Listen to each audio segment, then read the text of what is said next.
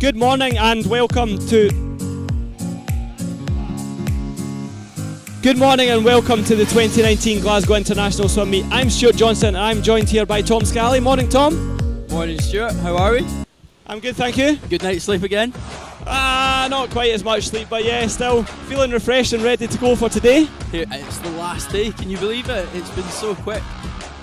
Yeah, it has been. So obviously we are here at Tollcross International Swimming Centre for this 2019 Glasgow International Swim Meet. Obviously none of this would have been possible without the kind support of our sponsors, so a big thank you to those guys. Who are the sponsors again, Tom? Can you remind us? So we're sponsored by Audi Glasgow, by Dean's Pharmacy and by Scott's Bars and Restaurants, and as Stuart said, we really couldn't do it without the support of the sponsors, so please shout them out on social media, use hashtag GISM19. And if you are outside in the foyer and you can see that e-tron car, make sure you add in hashtag e-tron with that. Obviously some of you will be wondering, we do have a mystery guest in with us this morning. So this is of course Duncan McKinnell. Lots of you will know Duncan or at least know his voice. So good morning, Duncan, how are you? Very good morning to you as well. I'm flourishing, thank you very much. Looking forward to day 3 of the Glasgow International Swim Meet. It should be another exciting day. Everybody else is flagging and Duncan's flourishing. So obviously, Duncan, we've heard a lot from you both on the live stream and on the venue commentary for those of us who have been in here in venue. So looking back at last night's finals, what were some of your highlights from last night?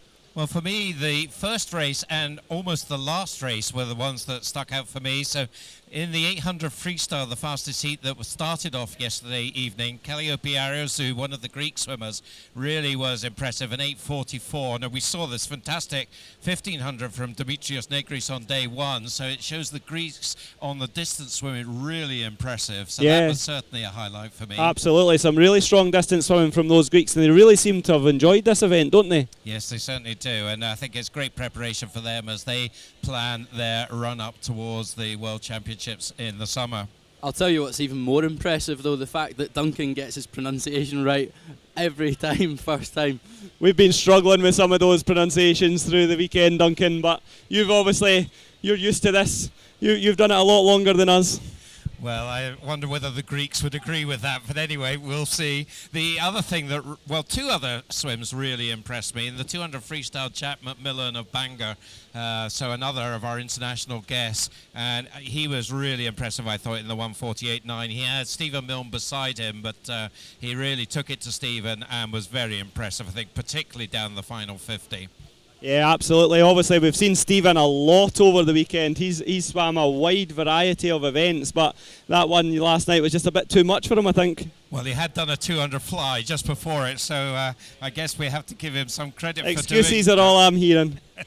And then the final event of the night was 50 backstroke, and we didn't really expect too much from Kathleen Dawson because she's had an injury-prone season, but I thought that she was really impressive. Her 28.4 that done from lane 3 really pushed the boat out, and she won it pretty impressively in the end there, so that was definitely a highlight for me last night.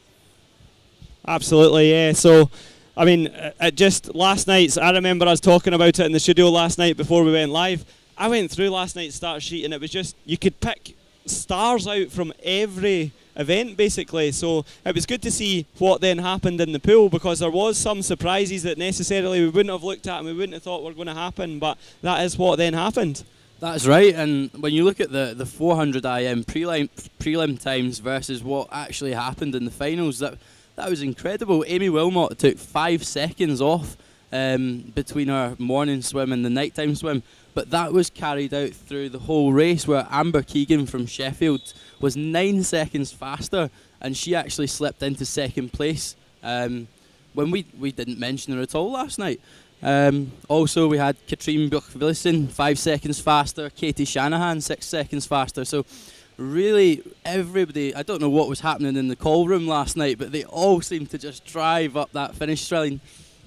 You would expect them to pick it up from heats to finals, but it's good that they actually deliver that, because that's certainly something that coaches will be looking for from swimmers. And of course, in this standard of meet, to make it into the A final, you can't be too slow in the mornings either. And so watch out for that this morning. Yeah. They won't be able to coast into an A final. We had a bit of chat about that yesterday morning on the live stream, didn't we, Duncan? About how much can you kind of ease off, and maybe that's where the mentality's changed, isn't it? That it used to be a thing that we saw much. It was a very deliberate slowdown as they kind of came in, but we don't see that as much, and that could be a couple of things that's doing that. Obviously, at the top international meets, you can't necessarily do that because you don't know who's coming up at the back of you. No, you certainly can't, because there's also always going to be in the major meets one or two surprise packages that come in, and if you think you were fairly confident for the final, then somebody comes in and nicks your place if you're not right on the top of your game. So you've got to practice that in meets like this,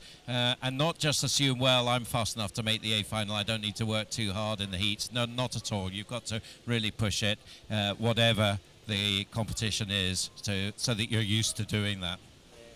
Perhaps an example of that would be in the women's 100 breast last night, where Mona McSharry was just a little bit slower in the prelims. She did come first, but just a tiny nick behind the time that she did in the morning. So maybe too much gas spent there. But Cara Hanlon from Edinburgh Uni came back fighting tough to take second there, and she was actually just half a second behind Mona at the end of that race. I thought that was a great fighting spirit from her.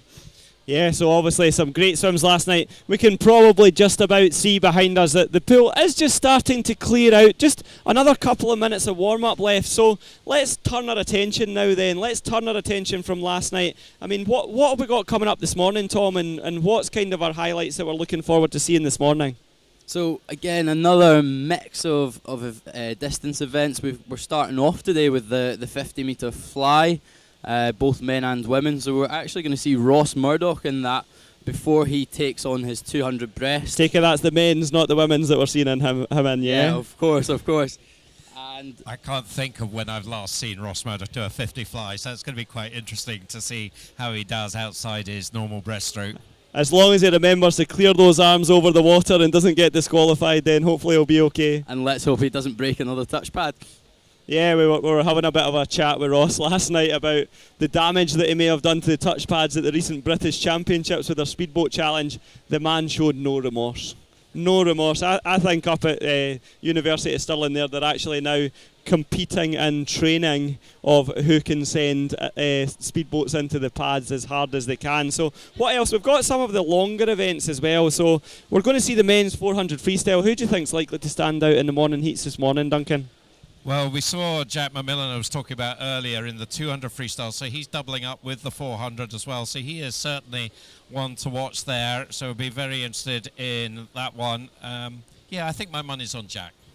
Okay, we're not going to get back into who our money's on, because I would be an even poorer man than I already am if we went back into that after yesterday morning's performance. That's it, and you just never know what's going to happen, especially we've got the women's 400 free as well. Hannah Miley's going to be back in the pool. She is in lane 4, she's seeded first, followed by Amber Keegan of Sheffield, and they're about 4 seconds apart on the seed times. But then when we go to third, it's Meg Finnan from Stirling, and she's at 4:21, so it'll be interesting to see how she actually takes on that challenge and tries to really get close to the two girls in front.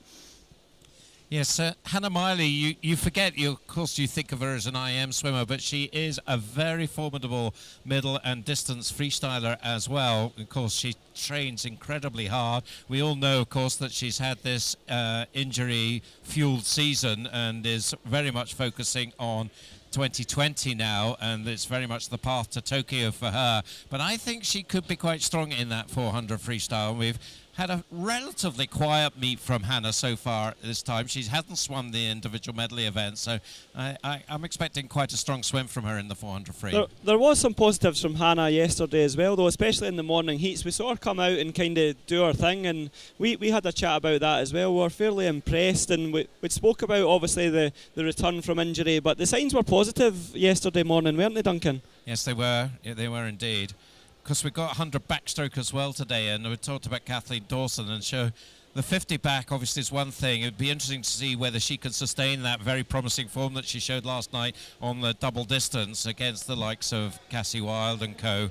So that one I think is going to be an interesting event this morning as well, just to see how these 100 backstroke women shape up. And of course, one of your favourites, Stuart, Stephen Milne's going to be back in the pool for that 100 backstroke in the men's event. Absolutely, he will be. So we do have a packed morning session coming up. Make sure you stick with us to catch all those highlights. Let's see how good we were at what we picked out there. We can compare notes later on that one and see how we went. But for now, we are going to leave you. When we come back, you will be joined by our live stream commentary team of Robert Taylor and Lewis Smith this morning, I believe it is. So we will be back with you after these short ads.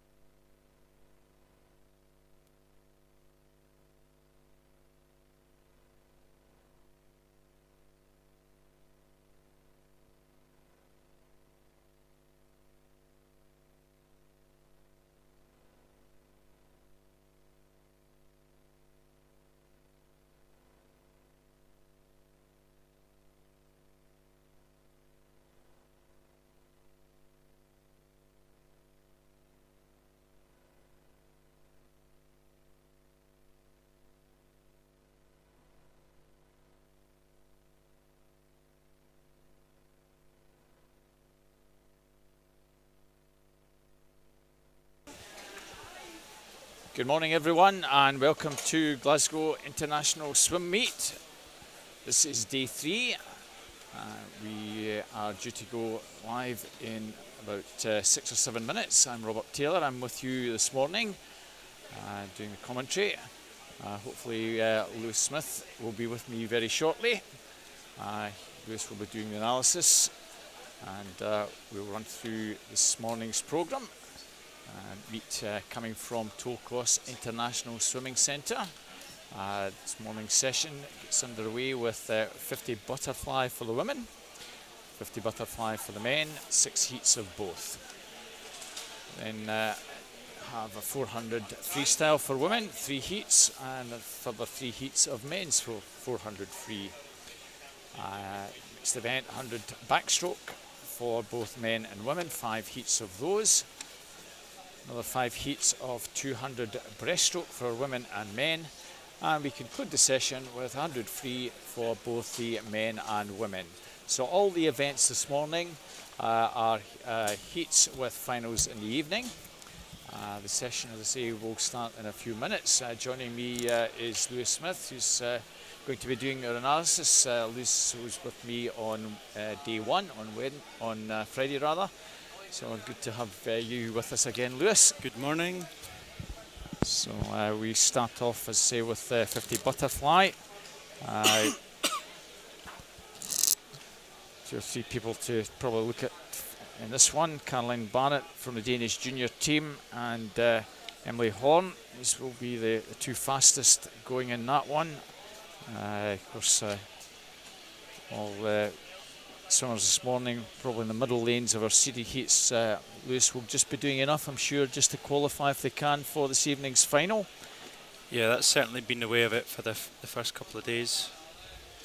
But, you know, save as much energy as possible and try and come back and put in a top performance at night. For a lot of these guys, it tends to be easier to swim fast at night, and under the lights, a little bit more atmosphere, and trying to post their best times in the evening. So I'm sure we'll just see them do enough in some cases, or maybe work on different parts of their strategy. Maybe break the races down slightly so they concentrate on one aspect of it, so they're not always putting a full race together in the morning, but then at night try and put the whole package together and get the best performance out of themselves. And certainly from what we had yesterday, very much the case. We had some cracking finals last night. If you were with us last night, very tight in some of the junior B and A finals. So I'm sure that will be the same this evening. We have a junior final, so everyone under 16 under for the girls, 17 under for the boys, a B final and an A final. So it doesn't matter, Lewis, if you're 15, 16, you're the fastest in the top 10, you automatically qualify for that A final. You don't default into a junior final, which is great for the event. Yeah, I think that it's good experience for the younger swimmers, because, you know, at some point, you're an age grouper, but at some point, if you're wanting to challenge yourself on some sort of international arena, then you have to be able to compete against anybody. So for these younger guys to not have to compete in the junior final and get that opportunity to be in a senior final, it just gets them used to what it's going to have to feel like in a few years' time, when the age doesn't really matter anymore, and you're just racing against everyone. So it's that first, you know, nugget of experience for these younger swimmers, and have to challenge themselves in a more competitive environment. And certainly we've had quite a few local juniors. Your own club, Katie Shanahan, has managed to make a few of these A finals as a junior, and of course we've got the Danish national junior team over here again this year. They were here last year, and it'd be great to have them representing the country, and preparation for Europeans in the next couple of months. So great to have them competing certainly against our youngsters as well. And it's difficult for younger swimmers. You know, someone like Katie Shanahan, who's 14, don't actually realise yet that they do have to compete against some of these older guys. So first of all, it gives a realisation, right? We have to, if I'm going to be challenging at this level, I've got to go out and believe and put myself and race against them, try and challenge them. And before they do that, they don't get that belief until they actually do it. So by doing that, they get the confidence that, you know, gradually, or the next time they do it, becomes a little bit easier, because at the end of the day, some of these guys are only 14, they've got a lot of learning to do, and it's hard for them emotionally and to understand, all right, this is the level I'm at now. Forget about the age groups, and you just got to race against the senior swimmers. Absolutely, yeah. So as you can see, our technical officials in that nice maroon top, making a way poolside. Good quota of officials here today.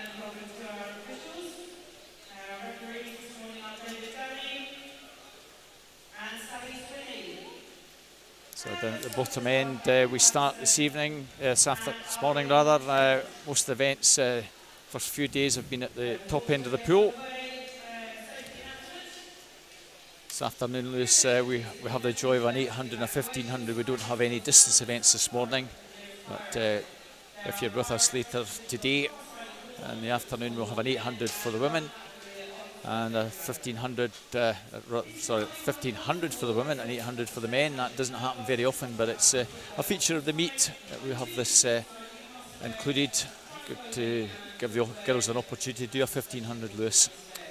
Yeah, and it's going to be coming into more international events for the females anyway, so, you know, there's no reason why they shouldn't do it, and they're perfectly capable, and some, you know, get some great female 1500 swimmers. So we've got a 3-day meet here, it can fit into the schedule, so by all means we should be letting them swim it.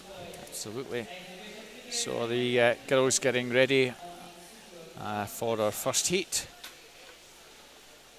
Far end of the pool.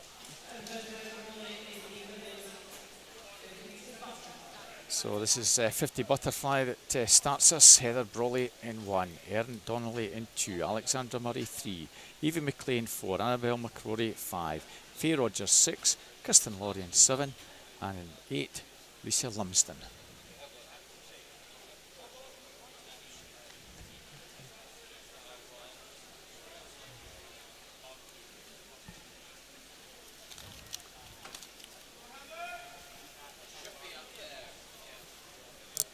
Just a slight delay before we get underway. I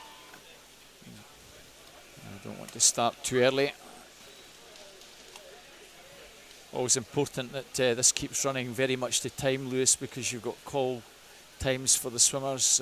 Can't get too much ahead, otherwise the swimmers will be arriving that little bit later or a little bit earlier and having to hang around. Yeah, the swimmers will base their preparation off the times that they have on the sheets. So they'll do their warm-ups at particular times, and they'll all have their own routines. So if it runs to different times, that can change their schedules a little bit. So looks like we're right on time though for this beginning. Some of these girls in the low 30-second mark.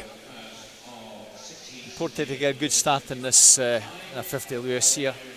Yeah, 50's obviously not as long to put right any mistakes you make. So you got to get the start and the finish and all the skills right, because they're just magnified because the event is so short. It's Alexander Murray in 3 from Wander Baths, and Kirsten Laurie, Edinburgh University. Maybe it's Kirsten Laurie looks to come through to take her first heat. And nice start for Kirsten. Also under the magic 30 seconds, 29.67 for Kirsten. Alexander Murray 30.02 and 30.51. Annabelle McCrory. And maybe Kirsten not quite as sharp off the block as the Warder swimmer Alexander Murray, but nice finish from her. Yeah, carried good speed all the way to the wall. So and right on the end of a stroke. On to our second heat, Jo Hobsley in 0, Emily Cumming 1, Elise Cousins 2, Meg Finn in 3, Victoria Duncan 4, Louisa Stoddart 5, Scarlett Ferris 6, Morven Lister 7, Stephanie Strang 8, Leafy Moore in lane 9. Looks like a good start in lane 5 and 6, Louisa and Scarlett Ferris. Also over in 2 and 3, Elise Cousins, Meg Finnan. Meg Finnan perhaps in 3, Lewis. Yeah, Elise Cousins got off to the better start in underwater, but Meg Finnan's just pulling away in the swimming aspect, and a good finish as well in 28.87. Meg Finnan did in fact get that, 28.87. That's a good improvement on the entry time of about a second almost. There we have it. Elise Cousins beside her, 29.75. Emily Cumming, 30.06. So, third heat, Anna O'Brien, 0. Yvonne Brown, 1. Imogen Smith, 2. Ella Johnson, 3. Alice Meldrum, 4. Eva Palmond in 5. Charlotte Berry, 6. Hannah Young, 7. Melody Jones, 8. Millie Mill in 9. 2019 to 29.53. Like a good start in 4 from Alice Meldrum, Amish Kilbride. Yeah, Alice was the last up off the underwater work there, but it was effective underwater, so she was last up, but she was first to rise as well, or furthest up the field. But looks like lane 1. Lane 1 indeed, Yvonne Brown coming through very strongly. Second in the 200, and nice finish for her. Takes that in 28.98. Melody Jones in lane 8, 29.42. Imogen Smith, 29.75. And Yvonne's had a pretty impressive meet. And lots of good personal best times and performances from Yvonne this week. So she'll be happy, and Andy Figgins at East Kilbride. So the first of our seeded heats, Rachel Gillespie 0, Katie Smith in 1, Groa Asmundson in 2, Lucy Grieve 3, Mona McSharry 4, Kathleen Dawson 5, Anita McCartney 6, Amy Hutchison in 7, Katie Tulloch 8, and Ellie Turner 9. First of the series, so the middle lane should be pretty prominent here, and that's certainly the case. Mona McSharry, Lucy Grieve in 4 and 3. Mona looking pretty strong in this one, Lewis. Yeah, and another swimmer who's had a successful weekend. and an experienced international athlete now, so and we just see her dominance coming into the end here. Spotting her finish perfectly, and comfortable victory. Lucy Grieve just takes second, 28.09 and 28.13. Catherine Dawson, other side of her in lane 5. Probably good enough to see those maybe into the final in those middle lanes. Lane on to heat 5. Olivia Katori in 0. Hayley Redpath 1. Isabel Jones 2. Lucy Hope 3. Emily Horn 4. Emma Reid 5. Gulsa Mono 6. Emily Ford 7. Lucy Ross 8. And Eve Corrigan in 9. Good start in 4 from local girl Emily Horn. Lewis. Yeah, you can see one aspect of Emily's stroke is really flat, fast, high stroke rate. Stays flat on the water and just lets the legs and the arms do a lot of the work and not the upward motion with the body. Lucy Hope probably just maybe gets this on the touch. Not much between the two though. Very close. Well, just Emily just got it by 100. 28.10, 28.11. Emma Reid 28.31 in third place. You see the benefit of just that last stroke, making the arms come over faster onto the wall. Because Lucy Hope went for the wall first there, had finished her stroke before Emily, but Emily just pulled the hands onto the wall quicker and got that pressure onto the pad before Lucy there had a slight glide. That's the difference on 100th of a second, not much at all in it. Krista Wilson 0, Mia McAllister 1, Julie Svensson 2, Jane Brown 3, Caroline Barrett 4, Elizabeth Ebson 5, Lisa Riekhoff 6, Rachel Masson 7, Caitlin Cambrook 8, Natalie Jones in 9. It's like lane 4, Caroline Barrett from the Janice junior team going pretty well. Camera shot. He's picked her out now. She's really motoring now down the final stretch, Lewis. Yeah, no breathing. Really flat, controlled swimming. Excellent butterfly sprint stroke. Pretty easy finish there, 27.83. Julie Svensson, Dane 28.48 in second. So that there's the top 10. Meg Finnan 28.87, just missing out. She'll be provisional B final. And just going a bit further down, some of these youngsters hopefully will be in junior finals. So that's the 50 swimmers, 57 swimmers in total.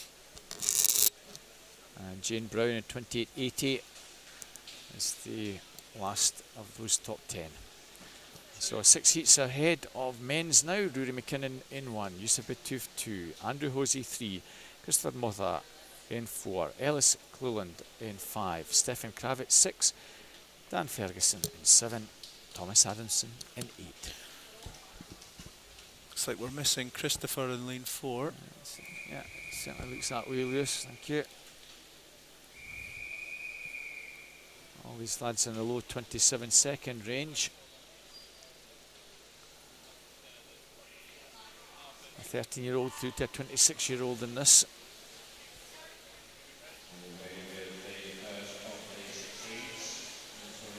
Looked like a good start from Ellis Cluworth in lane number 5, the red cap. Also over on the far side, Rory McKinnon going well from Mulgine Den. There's not a lot in it at the moment. It's going to be who has the more effective finish, who can spot the stroke. 1 from 5. It's like 5 maybe sneaking in, 27.20. Yeah, Rory McKinnon gets it. Well, it was a dead heat in fact, Rory McKinnon and Ellis Cluworth, 27.20. 27.21, Stefan Kravitz. Well, very close. Extremely close there. And chance of a swim off potentially if things filter down. Fraser Kelly 0, Liam Harkin 1, Thomas English 2, Brendan Johnson 3, Fiona Walsh 4, Lewis Hammond 5, Angus Nicholl 6, Ulrich McSharry 7, Lewis Burrow 8 and Douglas Kelly 9. High 26s to the low 27s.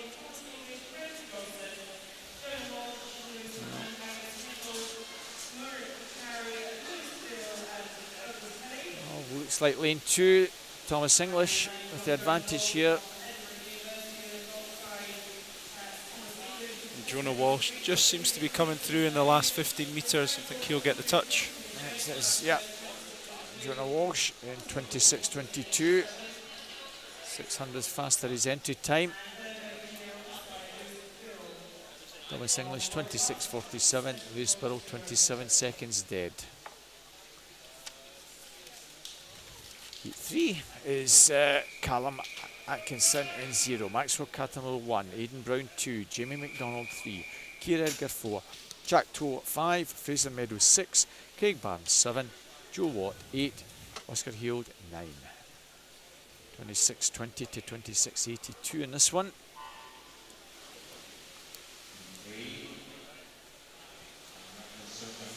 Jack Toll in 5.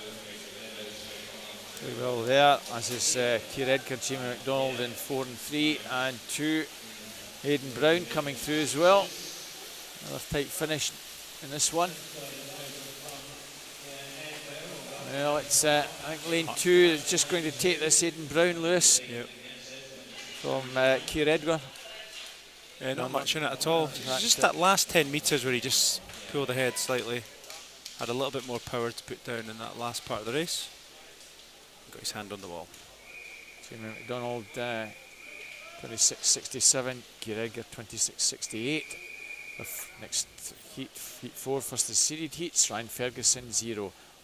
Oliver Frost 1, Callum Laurie 2, Zach Aitchison 3, Callum Bain 4, Edward Rednick 5, Gregor Swinney 6, Brodie Hewison 7, Tom Downs 8, Lewis Maxwell 9. And missing lane as well. The swimmer goes in lane 5. So Callum Bain, Irishman, with that half a metre advantage. Probably will do just enough to qualify. Lewis not putting too much effort in the final stretch. Yeah, like we talked about at the start, just do what it takes for a lot of these older guys, just conserving energy and be back ready for evening finals. Zach Aitchison 25.52 and Gregor Swinney 25.78. So heat 5, Morgan Berriman 0, Cole Hewitt 1, Craig McNally 2, Matt Sharanek 3, Cameron Brooks Clark 4, David Thompson 5, Archie Goodburn 6, Conor McNeil 7, Craig Greenock 8, Ame Guziri in 9. Cameron Brooks Clark in 4. Fancy him to get this one, and certainly off to a good start.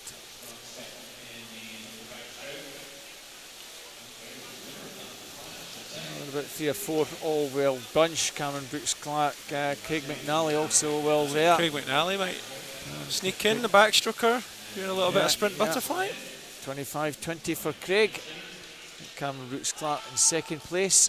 25.47. Matt Sharanek 25.54. 25.79. Cole Hewitt in fourth. That might be the target for these guys in the next heat. Ross Murdoch in 0. Perry Gardner in 1, Ben Martin 2, Alfie Lindeberg in 3, Rasmus Nicholson 4, Tobias Hansen in 5, Grant Henderson 6, Jonathan Thye in 7, Chris Muir 8, and Oscar Smiley in 9. So the 3 Danish juniors in 3, 4 and 5. It'll be interesting to see if Ross Murdoch can beat his breaststroke time on the 50 butterfly. Not known for his butterfly, but we'll see what happens. A very good start from Rasmus Nicholson.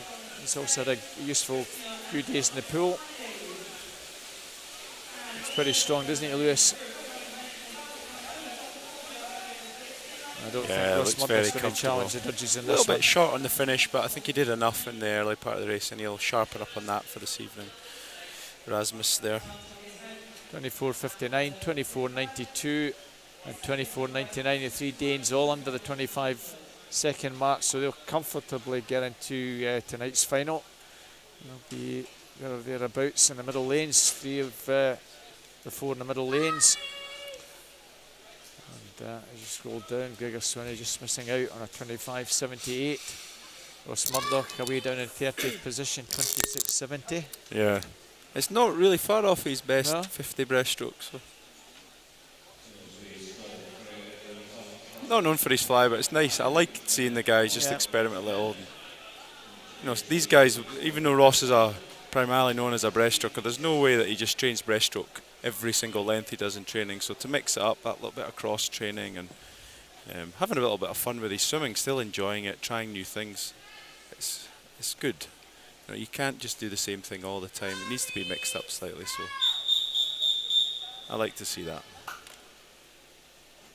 It looks like he's having a bit of fun, just watching him smiling away and having a joke with Craig Benson as he comes out the pool there. Well, he's not doing a 400 free. I've just checked. So No. it's, When we trained together, I used to try and get him to these guys all to swim the 400 IM. See what it feels like, but none of them were keen. well, he has done a 400 IM in this pool a few years ago at Districts, but Yeah. it was very much a one-off. He looked I'm good in the sure he breaststroke didn't section, let's enjoy put it that way. Yeah. So moving on to the women's 400 free. 3 heats ahead. Lisa Sturrock, East Lothian in 1. Melody Jones, Borough Stockton in 2. Jessica Arundel from Barnet Cockthall in 3. Elise McQueenie, City Glasgow 4. Tasha Simpson, Warner Bass 5. Megan Spett, City Oxford in 6. And Faye Rogers, Borough Stockton in lane number 7. So 2 Borough Stockton girls in lanes 2 and 7, off to a very strong start. 4:34 through to 4:36, so a couple of seconds cover the field and entry times.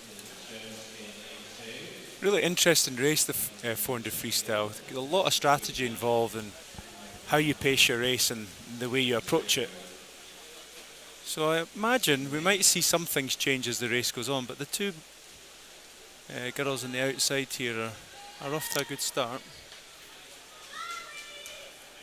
Yeah, as you say, Lewis, you'll sometimes see a couple of first couple of hundred. They may go out a little bit slower, depending on what the coach wants, and ask them almost to just about negative split, perhaps. Yeah, the second half. That's the ideal way to swim it. If you can get that right, just having that control in the first 200, the relaxation, and then in the second 200, be able to go to your legs a little bit more, maybe up your stroke rate a bit. Almost thinking about the race as descending 1 to 4 in hundreds. You're trying to increase your effort, increase your tempo as the race goes on.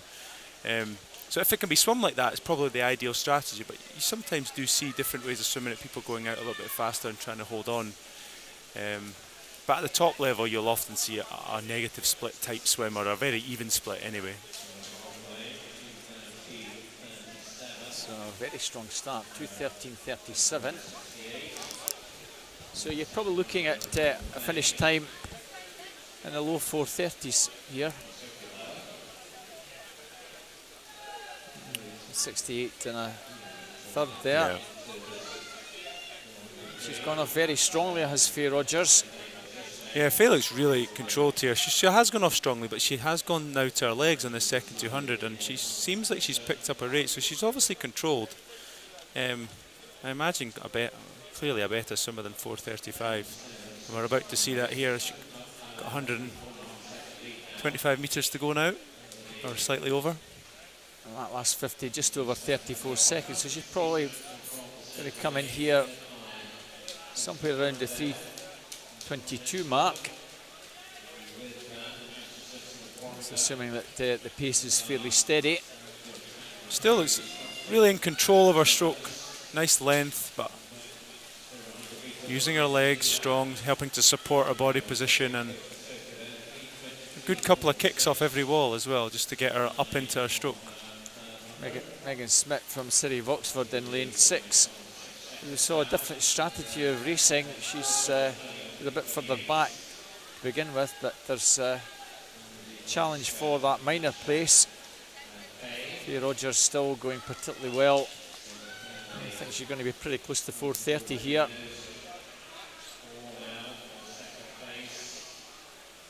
.356 would be a good split. Well, it might take a lot to get that 4:30 now. Probably more 4:32-ish. Well, I'm pretty impressed with Faye's swim here. Good commitment early on, but has managed to hold on to everything. fast round her walls, rotation speed, couple of kicks off every turn. It's an impressive, skillful 400 freestyle. Keeping her concentration for the whole 4.5 minutes. She's going to be pretty pleased with this, I think. Tasha Simpson from Wanderbass with a late surge coming through into second place. A good strong finish, 4:31.71. She'll be pleased with that. That's exactly 4 seconds faster her entry time of 4:35.71. Natasha from Wanda coming in. In fact, it was actually Sophie Barker. We got totally confused in that one. We've had an additional swimmer. Sophie Barker, 4:31.71, has been added in. Very sorry, that was So our apologies. an extra swimmer, clearly. That's not on the original programme, is it?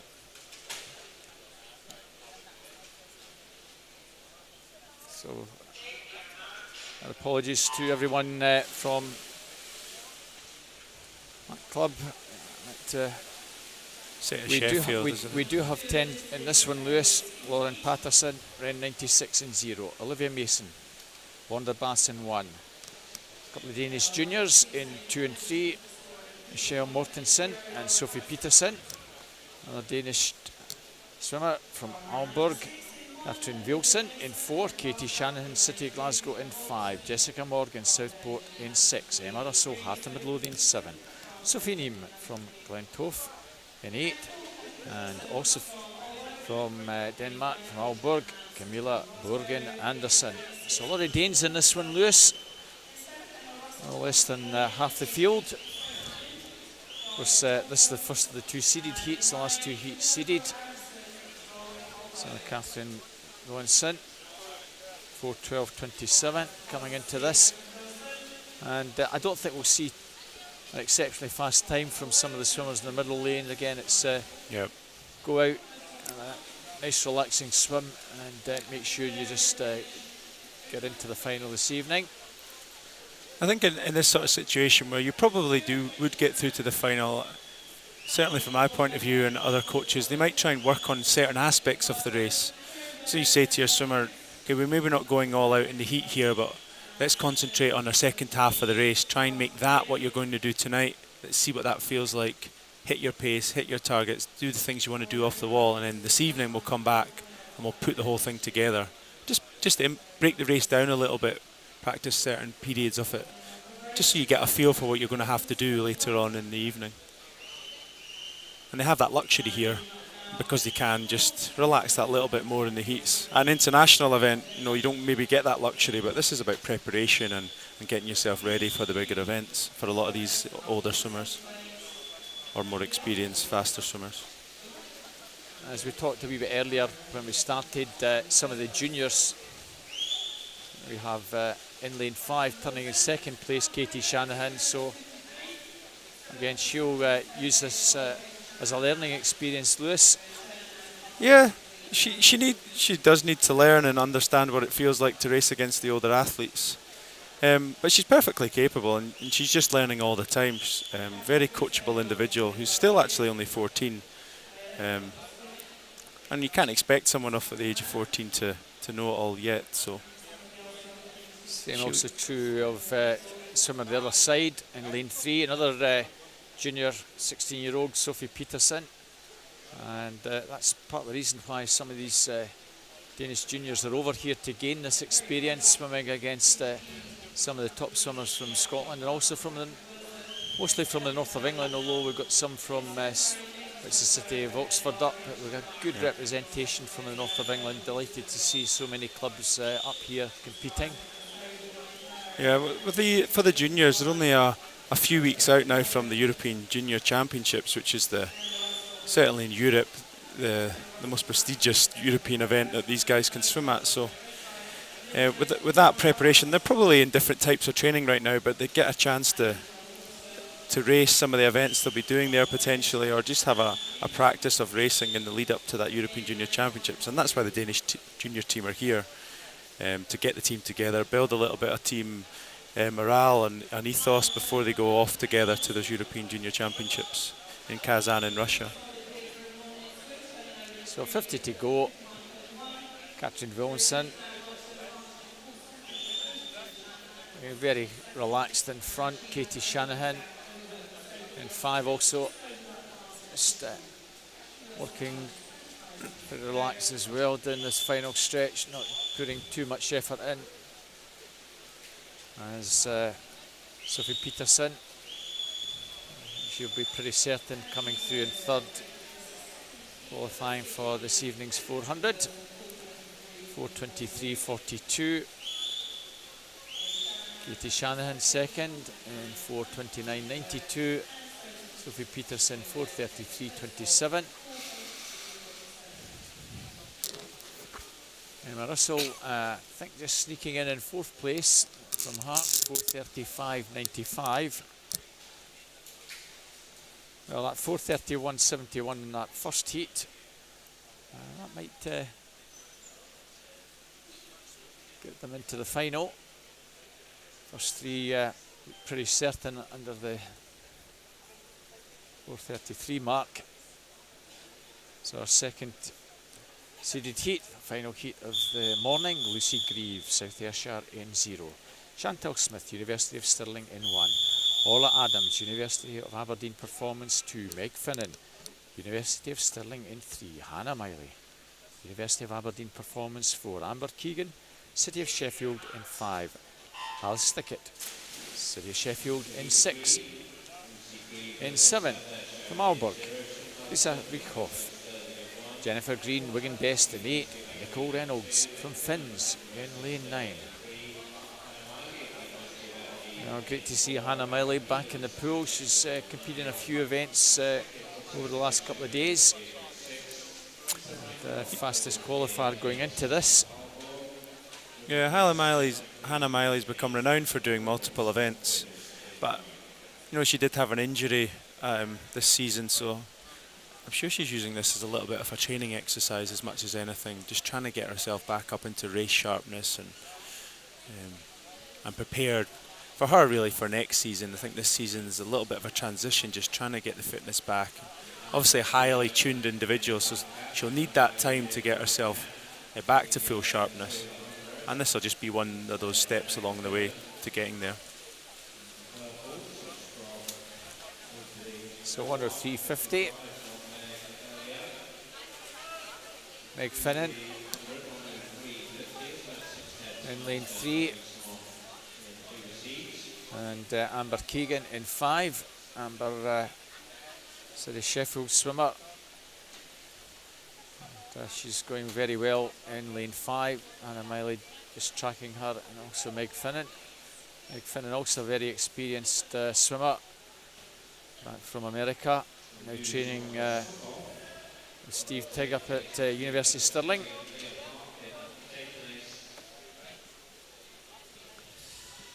Moment those 3 just beginning to pull clear. Alice Thickett, our City Sheffield swimmer, just shades 4th. So tactically, Lewis, for the swimmers 4th, 5th, 6th, should they be trying to pick up the pace a little bit to try and get in this final, or just carry on doing what they're doing? It's difficult to say. I mean, you certainly do want to be thinking at 200 metres, this is where you have to make your move. And if they want to make themselves into the final now, they'll have to push on in the second 200. And if one swimmer can make a little breakaway, they might have a chance of sneaking in. Orla Adams on a 2:16. Turning 4 certainly has a fair bit to do. But I know that I'm sure Orla has quite a lot of experience in these distance events, and I would expect with her 400 IM background and her endurance swimming capacity, she will be strong in the second half. She'll certainly know the best strategy to get the best out of herself.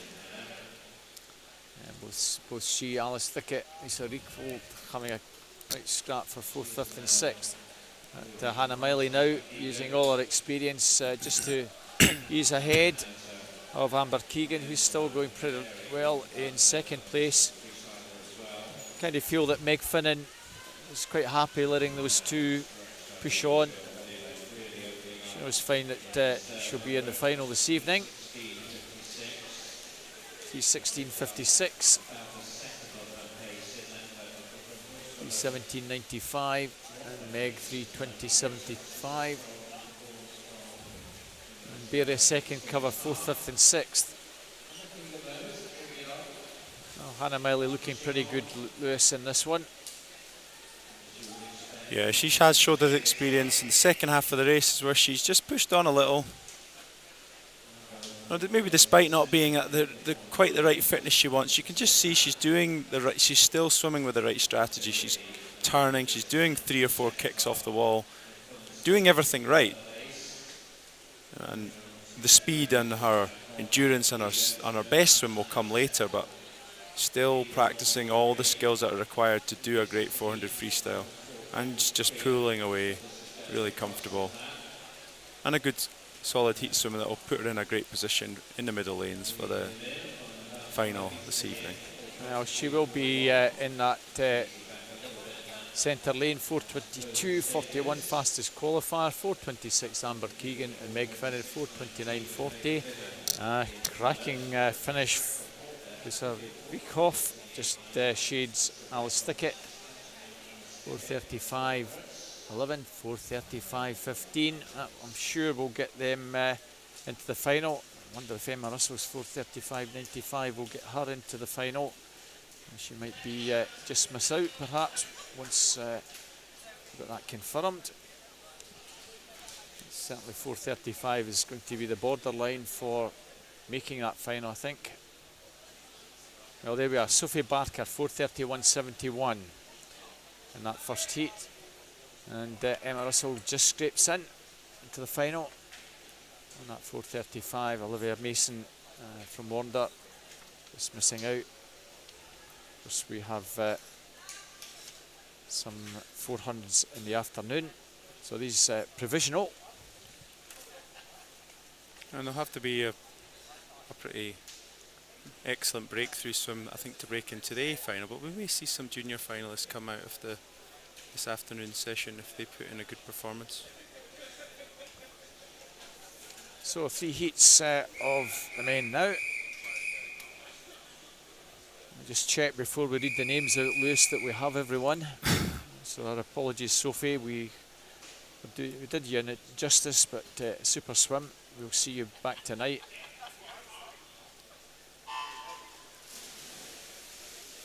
So we have indeed 7 scheduled to go in this one. And in lane 1, Harry Lewis Mitchell from Edinburgh University. Lewis Maxwell, Derwentside in 2. Pierce Greening, Cockermouth 3. Marshall Illingworth, City Glasgow 4. Sam Sela, City of Sheffield in 5. Tori Joe Trent Oliver, University of Stirling in 6. Keir Buchanan, East Kilbride in lane 7. A local swimmer, Marshall Illingworth in 4. Is the fastest in this heat, 4:09.90 through to 4:12.44. Yeah, Marshall does a lot of open water swimming as well. So this is a relatively short event for Marshall. He's accustomed to swimming 10Ks in seas and lakes and rivers and all those types of things, so it's slightly different for him, but really committed, hard-working swimmer who trains with Ian Wright at City of Glasgow.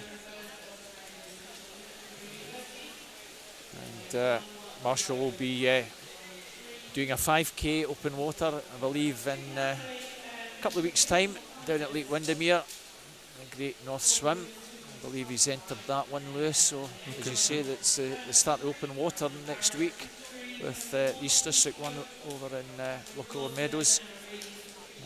Quite a lot of swimmers all over Scotland taking part in that.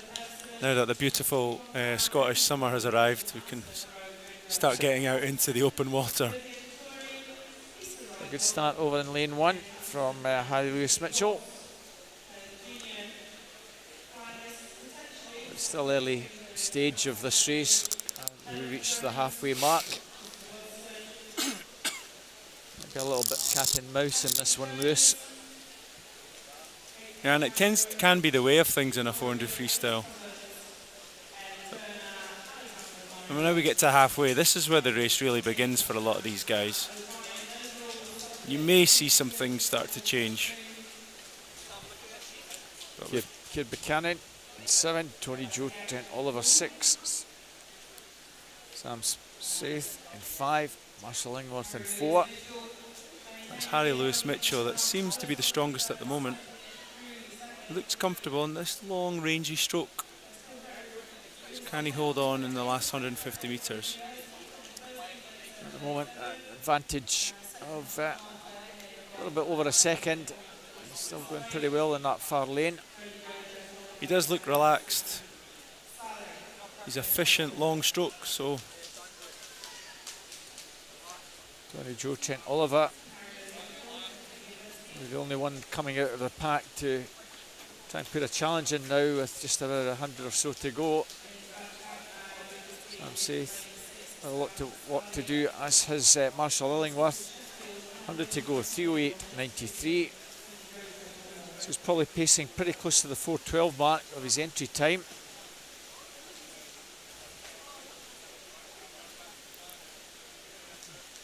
Certainly looks as though he has this one pretty well controlled. As at the 70 moment. to go.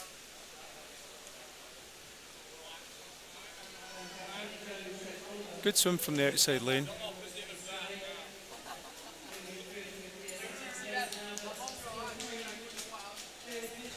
I think you hope to try and get inside that 4:12.44. Tony Joe, Trent Oliver is having a good last 100. Pulling away a little bit and coming back to him slightly. Marshall Lingworth getting to work now in the latter stages. As you say, Lewis, this is almost a sprint of 400 for him. A good swim from that outside lane. Harry Lewis Mitchell, you'll be pleased with that. 4:11.19. That's over a second faster than the entry time. Second place, Tony Joe, Trent Oliver, 4:14.07. Marshall Lingworth, 4:15.77 in third place.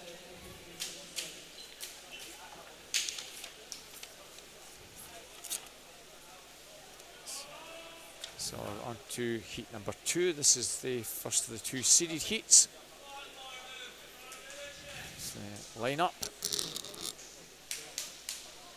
All 10 going in this one. Scott Gibson, Edinburgh University in 0. Ray McLaughlin, Wonderbass in 1. Martin McInnes, City Glasgow 2. Nicholas Blanche, Aalborg in 3. Stephen Milne, Perth City in 4. Richard Nagy, City Sheffield 5. Christopher Anderson 6. The Danish junior national team. Kieran Thomas, Newcastle Swim Team 7. Declan Hall, Wigan Best in 8. Tom Bentoff, Carl Lomborg. Stephen Milne, 3:50.05. Richard Nagy, 3:51.31. Don't expect too much fireworks in this one. These lads will just use all their experience to qualify for the final. Although Declan Hall from Wigan Best in lane 8 has gone off pretty strongly.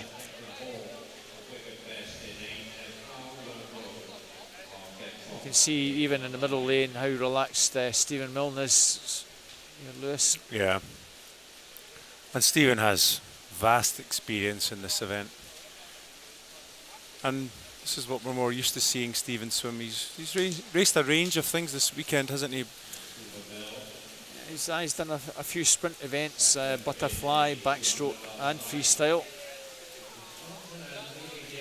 He didn't do a 1500 on day one. He seems to have moved away from that a little bit now. Yeah. And concentrates more on the 2 and the 400 free, especially at the international arena. And has had great success with it, so Olympic medalist. Well, why not? You can see Stephen just beginning to get almost on terms with Declan, and it just shades into the lead. Richard Nagy, winner of the 400 the other night. Also going pretty well in lane 5. And in lane 2, Martin McInnes, another City Glasgow swimmer. For the moment, Milne is using all his experience, just taking it pretty steadily. Halfway, 1:58.34. And Declan Hall bit craziness strategy-wise. First to 50, but now starting to fade in the second half. It's so important in the 400 free that you're relaxed on the first length. You're not going to win the race at length one. You need to build through the race as it goes on. Certainly that's what Martin McInnes seems to be doing over in lane 2. Not going out too quickly, but having a good swim.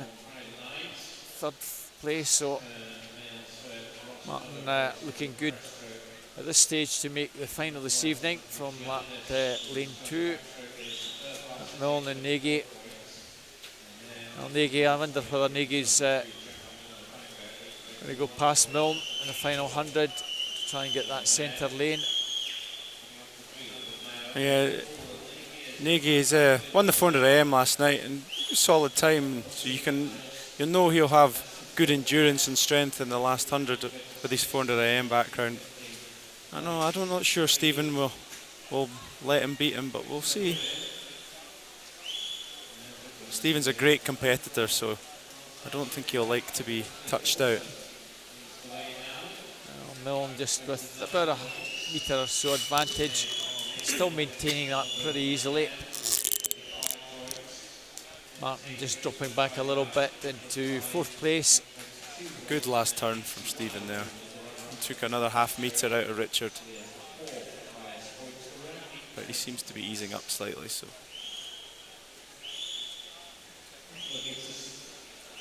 One thing that's great about Stephen, he does so much for the sport of swimming as well. He's always at events. He'll always turn up at local schools and give advice to young people. Not just swimming advice, but just about swimming and be there to try and bring on that next generation of young people. So a really good person as well as a great swimmer.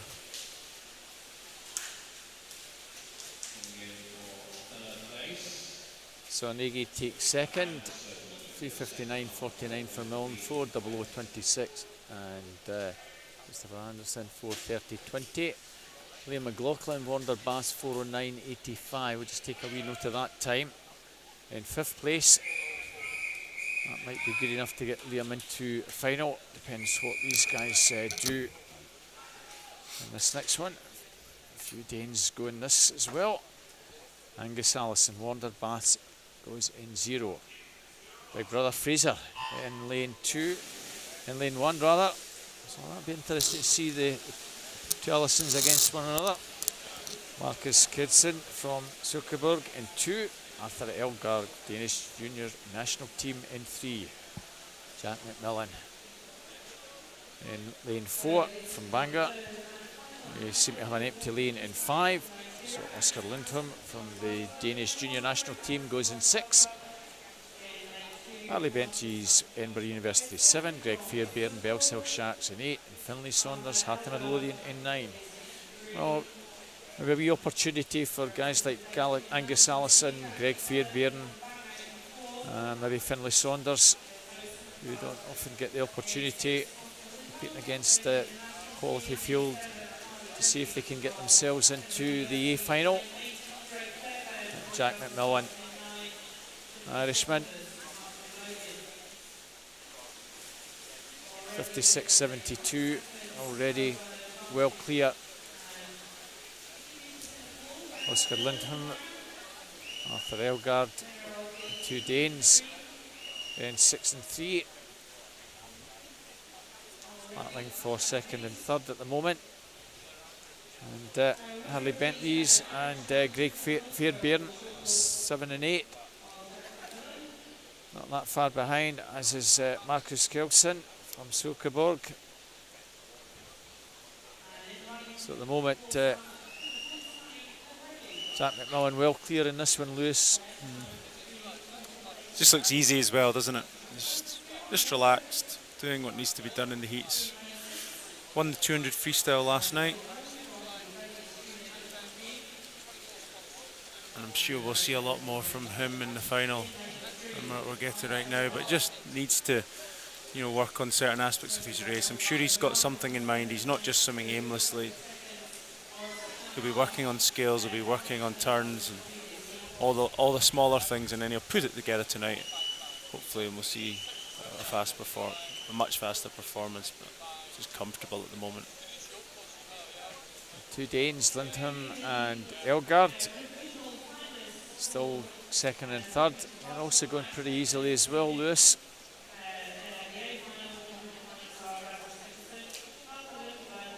And Marcus Kelson in fourth. Harley Benchies in fifth.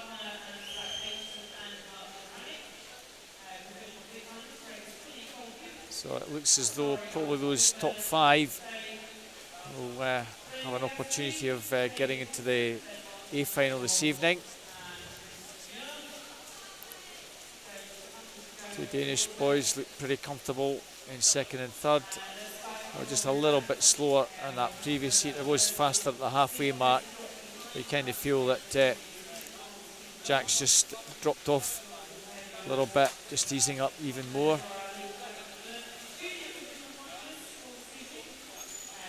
So that seems to be the way of it. Lewis has really dropped down his stroke rate. Yeah, the leg kick has gone a little bit too. I can't blame him for that. It's just doing what's required. As Danes start to come back to him a little bit. Bentley's doing enough to get into the final, coming through into fourth place.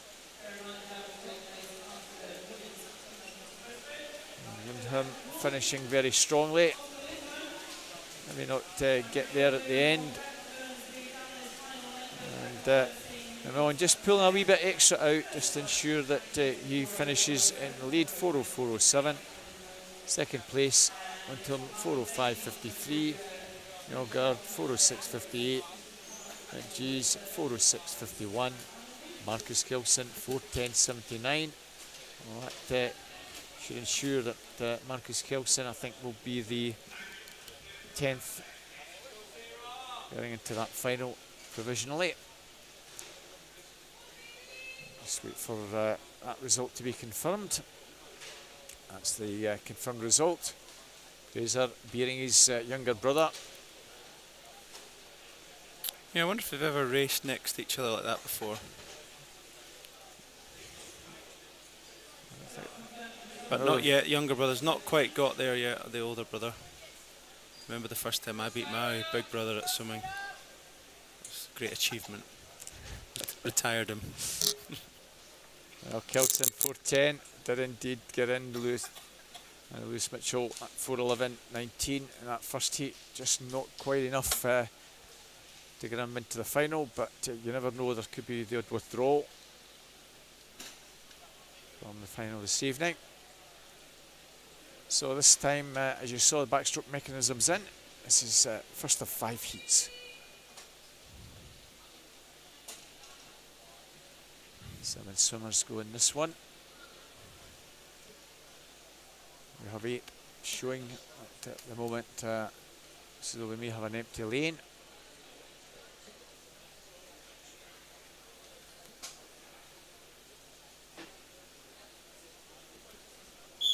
Just wait until the swimmers get into the water and try and identify that missing swimmer.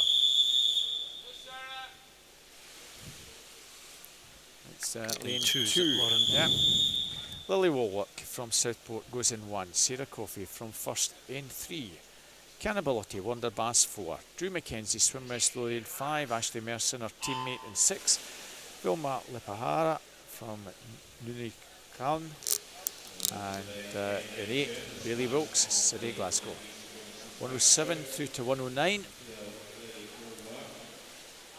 Drew McKenzie perhaps in 4. Just coming through to take it up, Lewis. Yeah, currently Drew's into the early lead. Development squad member. Second at East Districts and second at the Scottish Summer Meet. Nice turn from her. Yeah, good skills from Drew. Nice backstroke technique, still head, fast stroke rate, fast round her walls. So Gordon Glasgow at West Lothian is guiding Drew McKenzie well. Cannibalotti from Wander coming through into second place. Third place maybe Lily Work from Southport. Nice swim though from Drew. Takes that 108 dead. Yeah, nice skillful race from Drew. Pleased with that, I think. Second place, Kenan Belotti, 109.24, and Lily Walwork, 110.24 in third place. Certainly for some of the younger swimmers, it's more a question of having a decent swim in the first 2 or 3 heats and try and qualify for your junior final, and that might be enough to get Drew into the junior final. We'll see how the other ones perform. We've talked quite a bit about how some of the athletes will probably not be giving everything into the heats and just controlling, make it through to the final, but for these junior athletes, they can't really afford to do that. They have to step up and do a good heat swim if they want to get that opportunity off a second swim. So we see some good PBs from the younger athletes in the morning. Heat 2. Sophie Neem from Glentoff in 0. Maria Cabrelli, Dundee City Aquatics 1. Maria Raffaella Carga from Lunus in 2. Victoria Pallinson, Danish Juniors in 3. Jacqueline McMillan, Carnegie 4. Alexandra Murray, Wanderbass 5. Emma Russell, Hatton Midlothian 6. Madison Turner, Skipton 7. Sarah Hill, Aberdeen Dolphins 8. And Imogen Smith, Barnet Cockpole in lane 9. And Emma Russell off to a nice start here in lane 6. Being challenged by Victoria Pallinson and Jacqueline McMillan, 3 and 4. They're just turning in the lead. 33.53 for Jacqueline.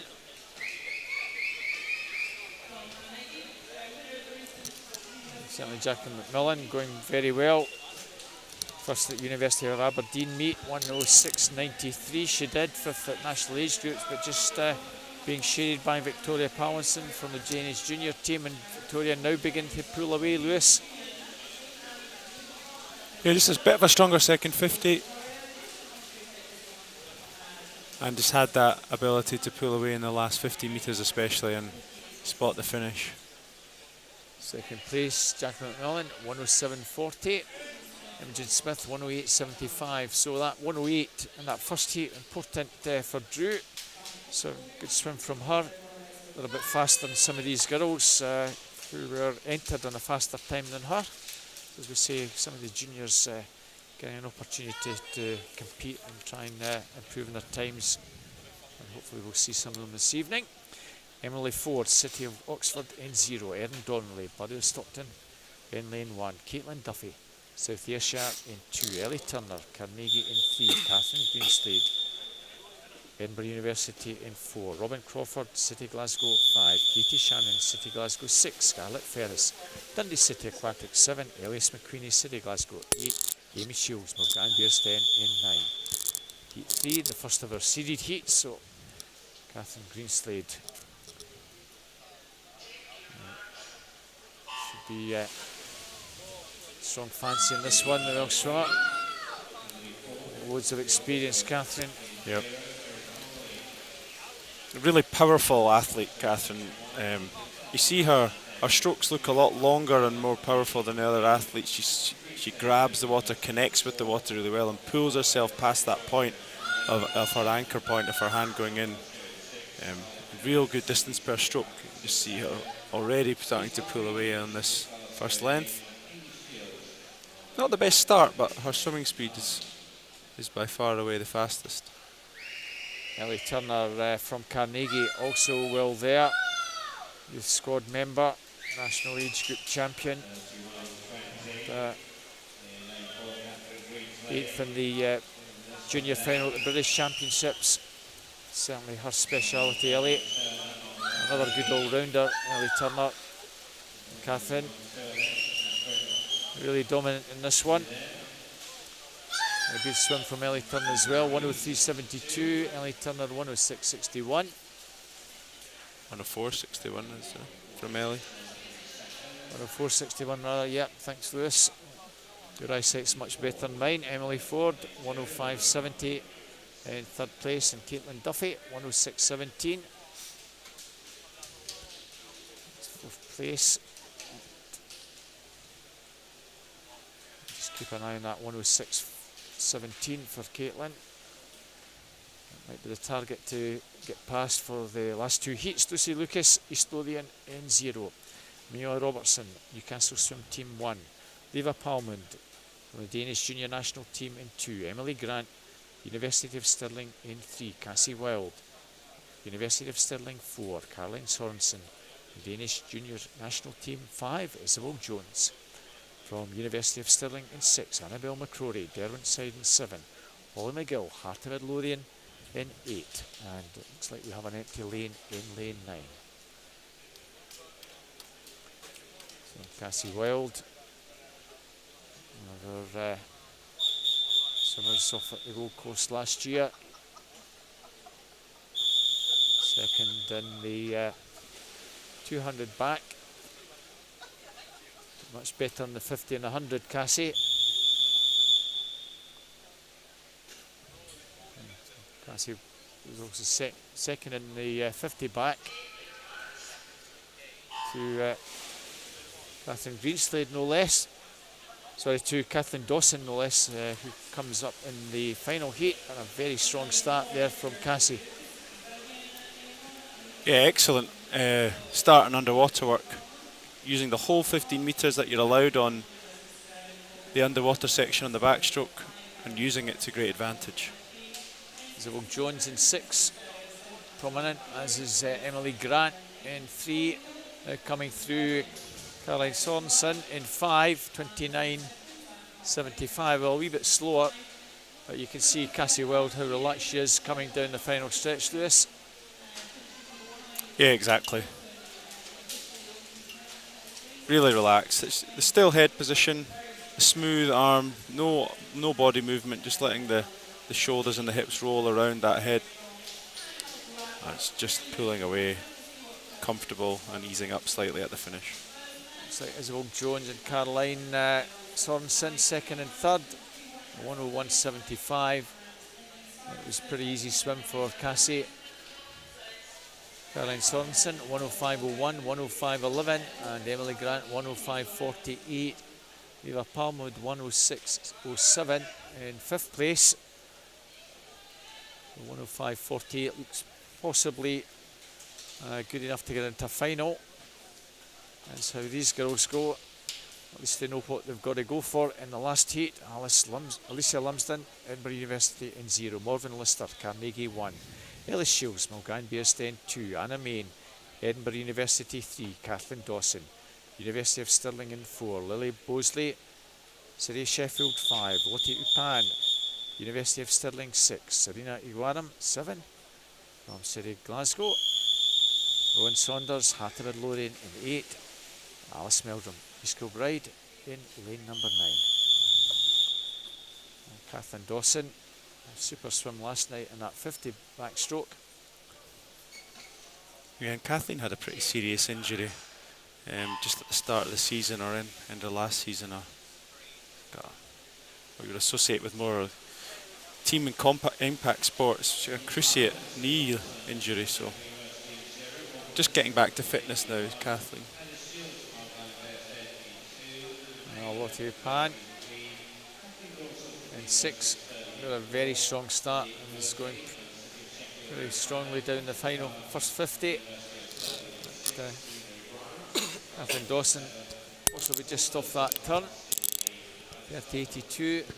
It's Lottie 31 dead for Kathleen. Both girls turning very nicely, and Kathleen Dawson now just beginning to pull away, Lewis. Yeah, just that international experience and just being able, international medalist, European Championship bronze medalist a few years back. So she's knows exactly how to swim this event. And either side of her, Lily Bosley, Anna Main, second and third, 103.38, 104.31. Lottie Pan 105.15. I think that will certainly get the first 4 perhaps into the final. Well, yeah, Emily Grant on a 105.48 also gets there. That's the provisional B final. For some of these youngsters, Drew McKenzie on 23rd place will certainly get into the junior final, and depending on any withdrawals, might even get herself into the B final. On to the boys. So 5 go in this one, and they're all ready. Jake Kirkham from first in lane 2. Brendan Johnson, University of Aberdeen in 3. Joseph Martin, Newcastle Swim Team in 4. Charlie Smith, East Lothian Swim Team in 5. Kerr Lumsden, Lonnie Fife in lane number 6. So 2 youngsters, 15-year-old Jake Kirkham, Kerr Lumsden 16-year-old. They'll be wanting to post a really super time if they can to try and ensure they get into tonight's junior final. 101.52 to 101.90. Pretty level start from all the field there, Lewis. Yeah, very even off the underwater sections. No one taking a huge advantage, but I think is it Kerr Lumsden off to the best start once they're up into the stroke, and potentially Joseph in lane 4. Yeah, just Joseph. Just Joseph, 29.50. And a better turn from Joseph as well. Charlie Smith, Jake Kirkham over on that far side coming into the mix as well. Kerr Lumsden still well there. Jake Kirkham, and he finishing the stronger, the 2 younger lads, second at national age groups. But, no doubt Joseph Martin's got this well controlled. Kerr Lumsden finishing very strongly. I think maybe just getting second ahead of Jake Kirkham. He did indeed. Hoping to nail that finish. Joseph Martin 101.07. Kerr Lumsden 102.73. Jake Kirkham 102.93.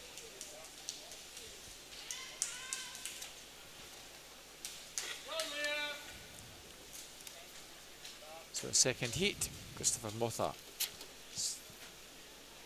think has turned up. I think we have an empty lane in lane 0.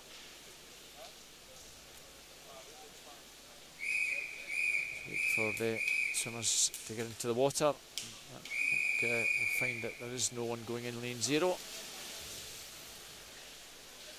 So, Cal Barrett, University of Aberdeen in 1, Tom Ward, Burris Stockton 2, Ian Rose, Warner Bass 3, Declan Hall, Wigan Best 4, Callum Laurie, University of Stirling 5, Nathan Whiffen, Lisburn in 6, Liam Harkin first in 7, Ethan Jones, Winsford 8, and Matthew Cairns, Durham City in 9. Well, that was an impressive start in lane 5 from Callum Laurie. Yeah, very good. Fast underwater, used the 15 metres, and had a good body length lead off just to start. So. Another swimmer who excellent in the IM, put all 4 sections together pretty effectively, and halfway mark Callum 28.32. Well, we've seeded heats to come, but Callum certainly means business in this one, Lewis. Yeah, looks like he's going for it, using great effective underwater work, which can be such an advantage on backstroke. It's often more so than a lot of the other strokes. And he's just pulling away on the swim as well. So. Well, not being a seeded heat, Miles, he knows he has to really go out very fast if he wants to get into one of the finals this evening. 57.91, what a time for that. I imagine that Callum clearly is a better swimmer than his entry time. So. 101.88 for Matthew Cairns, and Jones 102.40. Maybe a wee while since he last did that competitively. I think a bit of a false entry time. He probably doesn't swim that an awful lot. So Lisa McQueenie just making a funny face at me as she walks past on the live stream there, thinking she's funny. She maybe watch back later.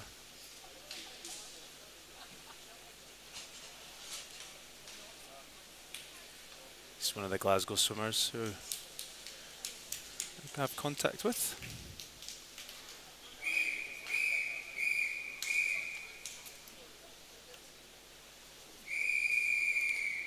We have a couple of empty lanes in this next one, so Keir Edgar and Lewis Maxwell decided not to turn up. Pity Keir Edgar's not swimming, useful backstroker, National A Group champion. Well, Aaron Beckford, Dermot Side in 0. Ryan Robertson, City Glasgow in 1. Rami Gizari, Shaziri in 2. Scott McClay, University of Stirling in 3. Craig McNally, University of Stirling 4. Scott Gibson, Edinburgh University in 5. Empty lanes in 6 and 7.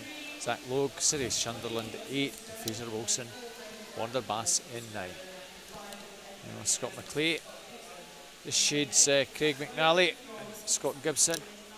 You certainly expect McNally and Gibson in those two middle lanes to feel a wee bit stronger in the second half to make sure they're in the A final this evening. But, Scott McClay looks so he means business. It looks good, but Craig McNally's been known to play around with his swims and do crazy things on his back 50, so as you can see he's going to touch out by the looks of things. Well, McNally 57.04 from McClay 57.3. Scott Gibson 59.85, all under the minute.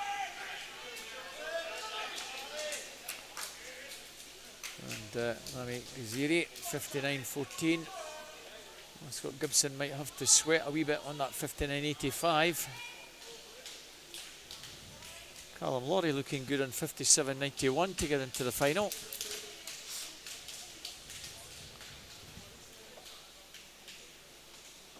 So full house in this one. Heat 4, David Cumberledge in 0. Jack Munsey, that's Edinburgh University. Jack Munsey, Perth City in 1. Lucas Bremner, Danish junior national team in 2. Anagoitis Balanis from the Greek national side in 3. From Panathinaikos in 4, Georgia Spanidakis. 5, Charlie Brown, City of Sheffield. Mark Ford, City Glasgow 6. Joe Watt, City Glasgow 7. Alexander Harris, Stirling Swim 8. Owen McBurney, Dumfries in 9.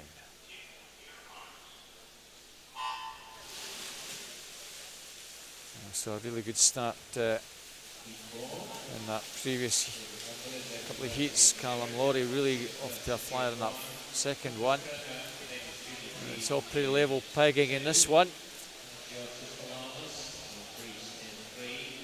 Georgios Anadikis in 4, maybe just shades it from Charlie Brown. So halfway mark, Spanidakis with the advantage, 27.55 from Brown and Balanis. At Ford also going nicely, the 6-year-old City Glasgow. Yeah, Mark, he's a good backstroker. He's on the European Youth Olympic team. That will happen in July, end of July. And a little bit slower than last heat, 57.41, but that'll be good enough to get Spanidakis into the final. Charlie Brown is third. Balanis 57.90 and Brown 58.44. Mark Ford, I think, we just got 4th place. No, 5th place actually, Lucas Bremner, 58.81.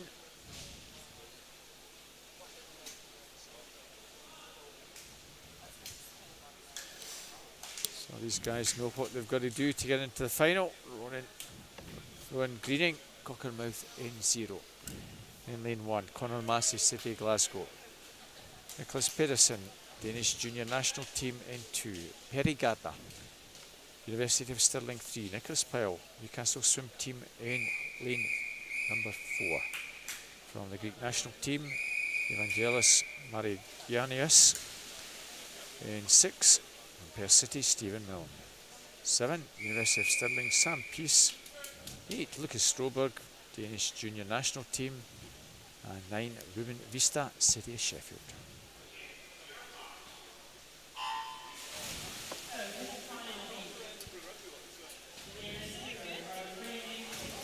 So Nicholas Pyle for the British Championships after a very nice start. Sierra leader Lewis. yeah, fairly young athlete, Nick Pyle, but is started to show his class on the British scene, and again another person probably just using this as a preparation for the events he'll be are coming up for in the future. Slightly better turn from Pyle, and just beginning to pull away from Markiganius. Third place might be very important at the moment. Nicholas Pedersen, the Dane, in 2, going pretty well. Pyle will take that, 55.44, much faster. 56.05, Markiganius.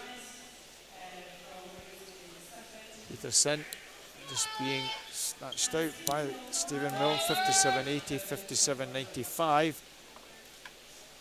57.95 probably good enough to get into the final. We'll get that on the caption very, very shortly. And there we have that confirmed as Terry Gardner getting into the final. That's the summary.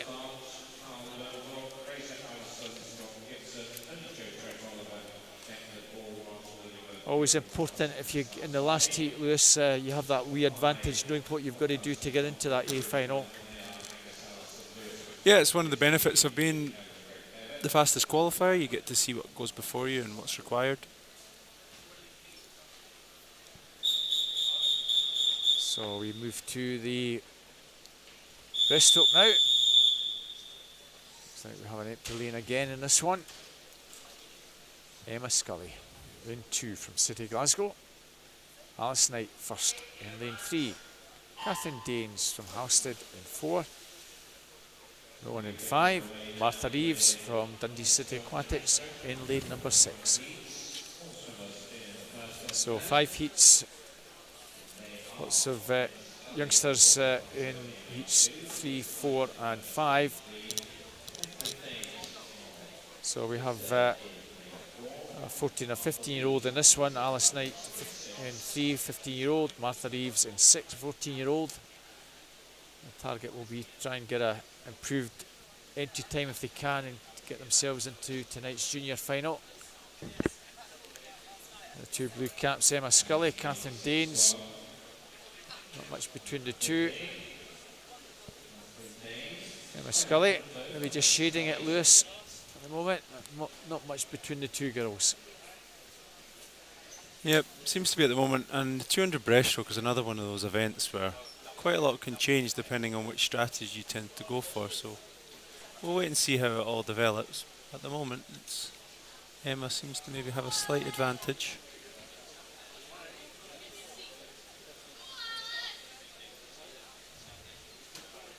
Again, this meet an opportunity for some of the swimmers to do maybe events that's not their number 1. Emma, as we know, is a very useful backstroker.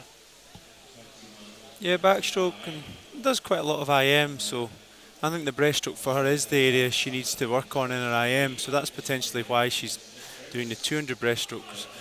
Has been known to do a lot of 400 IMs, and the individual form strokes of the 200s are a really good way to prepare for a 400 individual medley, so that's why she'll be practicing this 200 breaststroke, and quite an effective job at the moment. Yeah, she did the 400 IM the other day and performed it pretty well. Kept it going in the the breaststroke section, pulled through. Slightly different styles between Catherine and Emma. Emma has a faster stroke rate, and Catherine going for the longer, more traditional style 200 breaststroke stroke.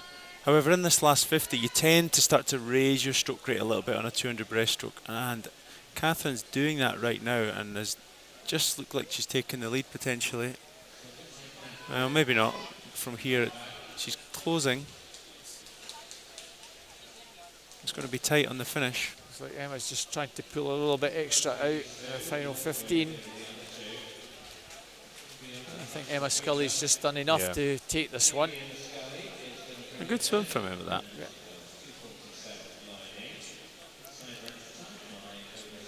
Sure, your coaching team will be quite happy with that. 2:47.98. Yeah, I think it's just she's been working on her breaststroke, and then she just showed there with a little bit of focused work on different areas of your swimming, you can make good improvements. Well, the two youngsters a bit back on their entry times, 2:59.07 and 3:03 for Alice and Martha.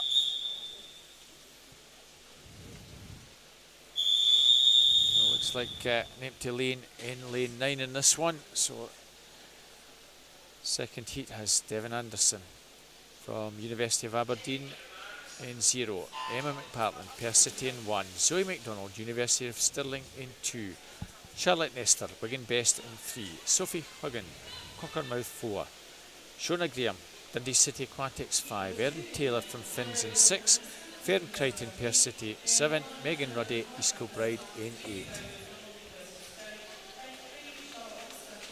So we saw Megan Ruddy in lane 8 come through very strong the other day in the heats that she was in. And she's got off to a pretty fair start at the moment. Four swimmers all very tightly bunched, 37.43 at the first 50. Just Megan with that slight advantage, Lewis. Yeah, off to a good start. Coming through very strongly in lane 3. Charlotte Nestor from Wigan Best. Always shades it by body length. And Erin Taylor from Finns. Very useful IM swimmer. Erin was the winner of the 400 IM at Scottish Nationals. So she'll enjoy doing the 200 breaststroke. Charlotte Nestor. Yeah, to be a 400 IM swimmer, you really have to be able to do a good 200 of all the individual strokes. So you'll often see people who are prominent in IM do the 200 events. Zoe McDonald in lane 2, trying to get on terms with the other girls. Still advantage with Charlotte Nestor, Erin Taylor. Yeah, Charlotte Nestor seems to be the strongest at the moment. And the stroke rate's rising. She's starting to pick up the speed of her strokes. But Erin Taylor's still sticking with her. And right together on the turn. Charlotte Nestor 5th at the Northwest Championships recently. 2:46.22 was what she did. So a wee bit faster than her entry time. Now perhaps getting challenged by Erin Taylor. Second at the University of Aberdeen meet and 4th at Nationals. She's East District champion in that 14-year-old category, but Charlotte's certainly holding up. Fast finish from Fern Crichton from Perth City, and also Shona Graham, Dundee City Aquatics. I think they're just going to hold on for second, but Charlotte Nestor's had a good swim. 2:47.41. Very much on her entry time. Erin Taylor 2:48.39. Fern Crichton 2:48.92 in third place.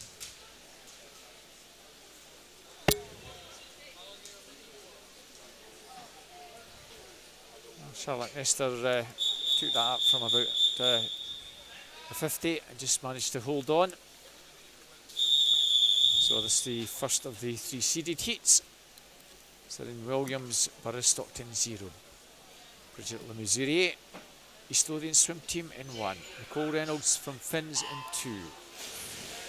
Amelia Anderson, Danish junior national team 3. Nicoletta Papapoulou from the Greek national team in 4. Annabella Gunnjonsson, Edinburgh University 5. Jessica Morgan, Southport in 6. Rachel Hornby, Wigan Best in 7. In 8, Jenny Galloway, Warner Bass. Abby Winstanley, Cockermouth in lane number 9. So no surprise to see the middle lanes coming through. Annabelle Gunnjonsson, Edinburgh University.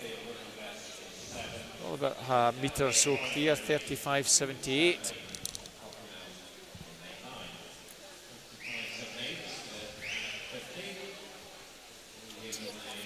Just coming up besides her, Nicoletta Papapoulou from the Greek national team, and Amelia Anderson. Those three girls just beginning to pull away from the rest of the field, Lewis. Yeah, and you would expect that in the seeded heats. You have the faster swimmers go in the gold lanes you can see in the middle there. And they are the fastest seeds, and they'll be the ones who will dictate and control the race in most cases. But they're right together and swimming off each other at the moment.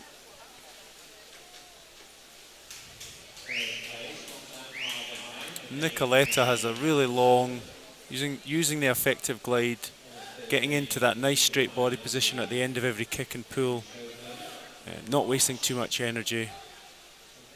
And as the race goes on, that probably will start to pick up a little bit, but in the heats here, she probably just needs to do enough. So you may see a little bit more from her in the final.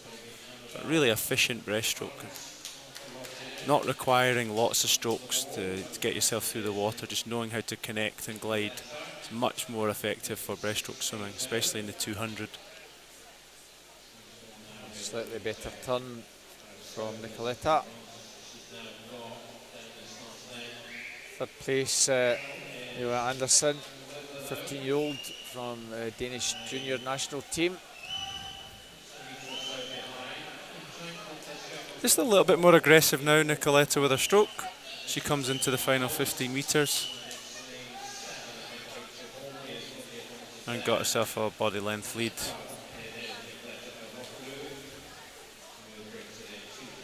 Yeah, really nice breaststroke. I'm looking forward to watching that this evening.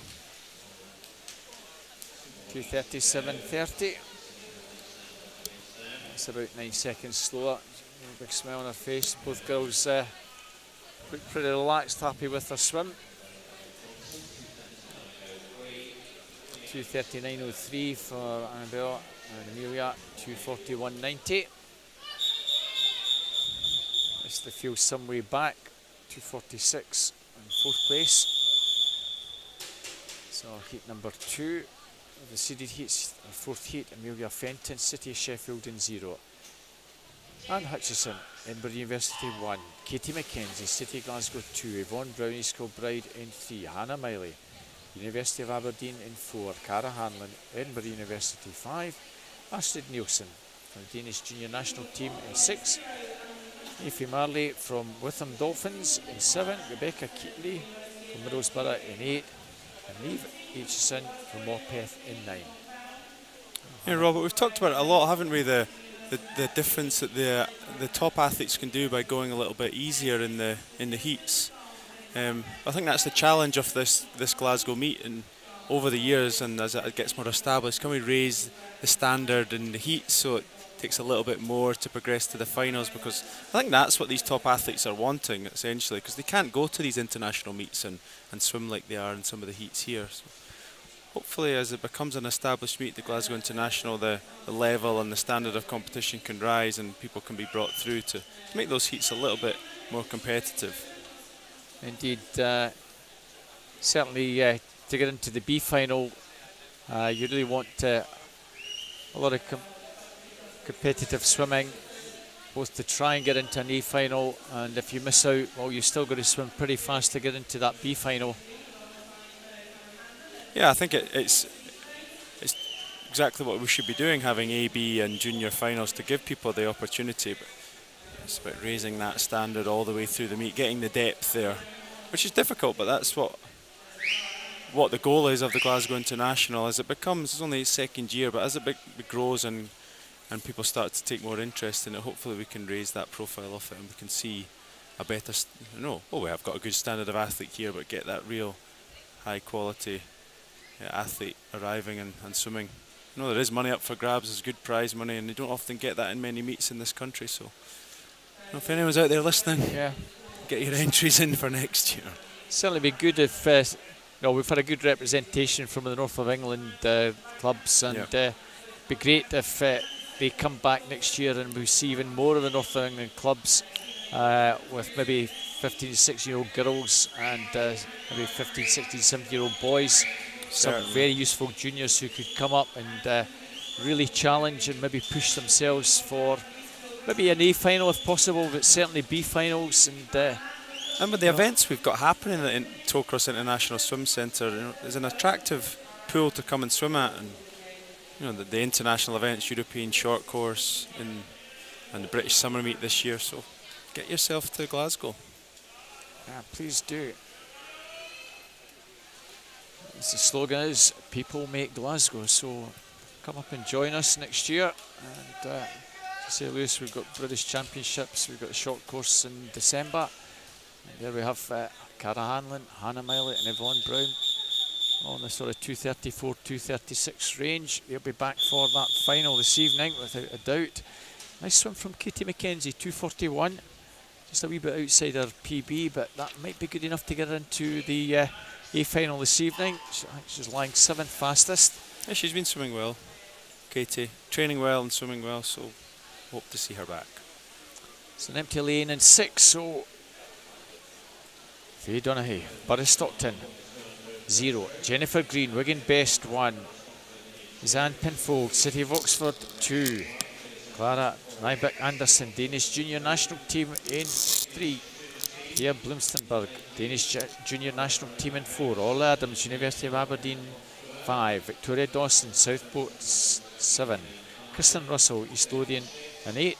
Alicia McElroy in 9. And we talked about younger English-based swimmers in 0, 1, 2 and 9. They're all juniors, so let's see if they can push on and maybe challenge for getting, if nothing else, into a B final. Big ask to get a 238 perhaps or better, since they're in basically around the 238 through to the 246 range. A good strong start in the middle lanes. Thea Blumstenberg and Orla Adams. Not far behind Clara Nyberg Anderson. 1:14.81. So of course they know what they've got to do, having seen the times from the last few heats. And these Danish juniors, this is great for them as well to come up against like Hannah Miley and Orla Adams in this one. Yeah, it gives them a challenge coming from Denmark as they prepare for the European Junior Championships. Senior athletes they can race against, put themselves in a different environment, ready to race internationally in the summer. And certainly Thea, both at the European Juniors, going particularly well in that middle lane. Orla Adams, just at the moment, I think in 2nd place.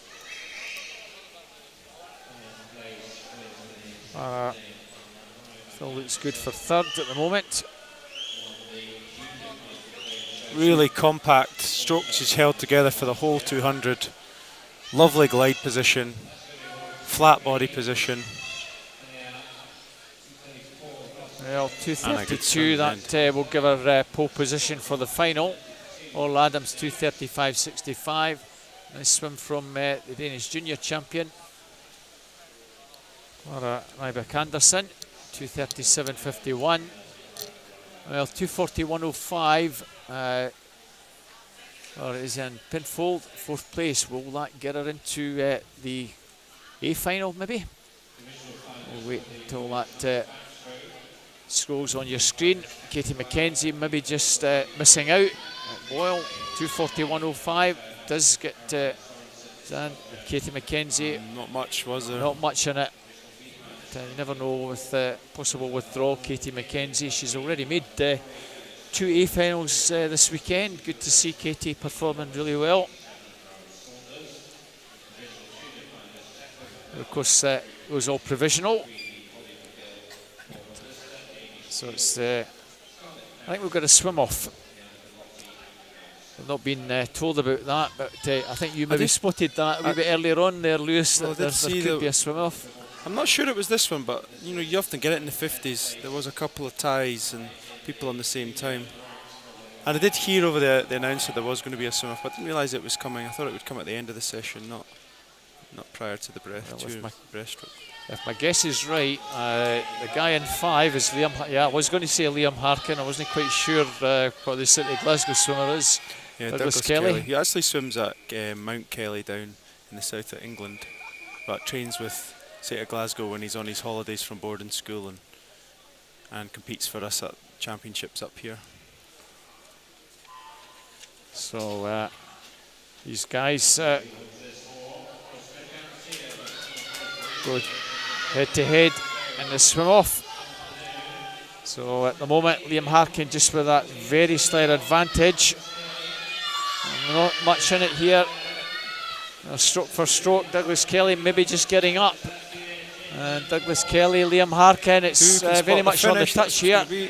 Nail the finish, and Douglas Kelly just gets up to take that 27.19. Liam Harkin 27.66.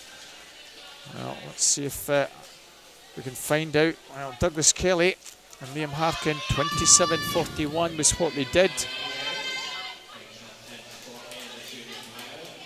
And that possibly is to get into a junior final. It shows you how far down they were the field. 48 equal, but we have so many older swimmers taking part that these juniors, even at that level, get the opportunity to do a swim off. Men's 200 breast. So 8 in this one. Jacob Papel, Burrow Stockton in 1. Patrick Shannon, Newcastle Swim Team 2. Harvey Quiddington, Barnett Copthall in 3. Alistair Peterson, Wanderbass 4. Liam Murphy from first in 5. Sam Howell, Newcastle Swim Team 6. George Rudd, City Oxford 7. Over low, Burrow Stockton in lane number 8. All in the low 230s, 231 to 233. At the moment, George Rudd, City Oxford. Nice turn there for George. Gained about half a metre there off the wall. Over low, in 8, not that far behind. Rudd, got a body length clear, Lewis. Yeah, has a really long stroke, doesn't he? Long glide, relaxed, using his efficient kick and drive of the stroke. Great stroke length. Let's see if he changes at all in the second half of the race, if it increases that stroke rate a bit, but very effective over the first 100, really relaxed. Quite a lot of upward movement. He could maybe move his shoulders forward slightly more in the stroke, but it's certainly effective. Just raised his stroke rate slightly now, like I thought he might. The glide has shortened a bit, but it's starting to pull away even more. Yeah, so George is going well. At the moment, pretty dominant in this one. 8th at the Southeast Championships.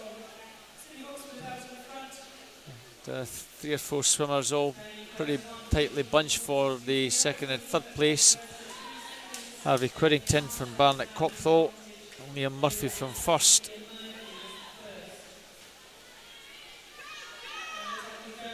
George Rudd well clear in this one now. Harvey Quiddington, Liam Murphy battling for 2nd and 3rd. Harvey 3rd at the London Championships. And Liam Murphy coming through very strongly for that 2nd place now. George Rudd, 232.85, has a nice PB, 229.65. As you can see, shaking his fist, delighted with that, big smile on his face. Good to see. Liam Murphy 232.98 in 2nd. Harvey Quiddington 233.31 in 3rd place.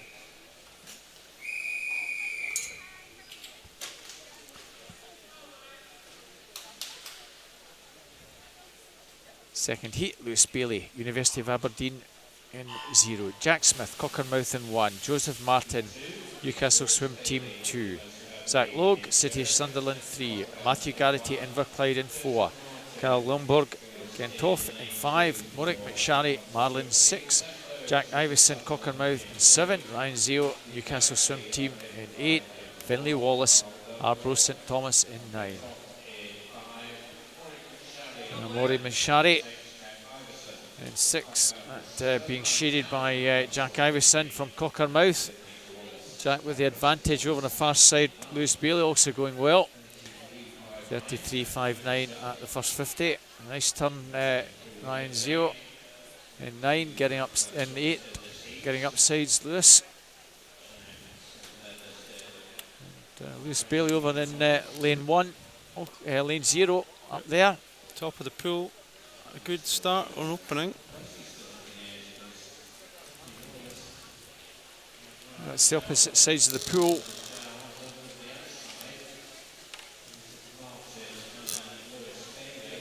And Looks like it's going to be Jack at the 100 turn. Who's just dropping back in that far side. 1:13.05 halfway. It's much better turn though from Ryan Zio in lane 8. I'm waiting on Matthew Garrity in lane 5 to make a move in the second half. Lane 4 rather. Got a lot to do. Inverclyde swimmer, national age group champion at 15. At the moment, still advantage I think in lane 7 with Jack Iverson. Joseph Martin in 2, also going nicely. Another Newcastle swimmer. And Zio in 8, the 2 Newcastle lads. Warwick McSharry in 5. A bit to do to get into the mix. Still advantage with Jack here. He looked the most controlled over the first 100, Jack, but it's going to be a bit close at the top of the picture. You've got Joseph coming through strong. I think Jack will hold on. And Iverson just takes that from Martin. 2:30.54. Martin 2:31.04. And third place, Lewis Bailey. 2:33.82 from Carl Lomborg. 2:33.88. So the first of the 3 seeded heats. Heat 3, Kenji McDade, City of Oxford in 0. Thomas Cannon, Inverclyde in 1. Jonathan Chung-Yi from Hamburg in 2. Connor Byrne in 3 from City of Oxford. Edinburgh University's Nicholas Quinn in 4. Teammate Andrew McIntosh in 5. Archie Goodburn, Warner Baths in 6. Craig Barnes, Swimwear Lothian 7. No lane 6 in fact. Archie Goodburn not taking part. Rory Dixon, North Ayrshire in lane 8. Ben Gilchrist, Durham City in lane 9.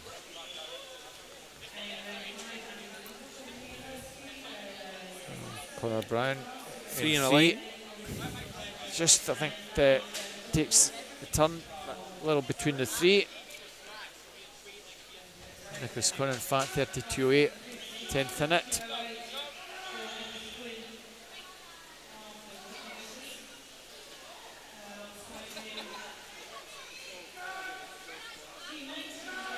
Nicholas Quinn, second Irish Championships. Just shading Andrew McIntosh. Ex-School Bride swimmer now over at Edinburgh University. It's the first year training over there. 107. Yeah, coached by Ross Douglas, new coach at Edinburgh University. And he's made some good improvements this year. He had a serious injury a year back too, so coming back to great form again. Andrew McIntosh swam really well in Geneva with the Scottish Youth Squad set up in January, and he's set himself up for a good summer period. Yeah, he certainly had a fantastic race. If any of you were watching live stream at Scottish National Age Groups, Archie Goodburn, who's not in this, Max Hagan, the City of Glasgow swimmer that you know well, Lewis, and Andrew McIntosh, and right at the death, Andrew got up to take that. Nice to see him come back to where he was a few years back. But I think both he and Nicholas Quinn doing enough to qualify for the final. But Connor Bryant from City of Oxford certainly has gone out very strong in this final 50. Yeah, not easing up at all, Connor. A good swim. 2:19.68. 2:23.19 for Nicholas and 2:24.32 Andrew McIntosh.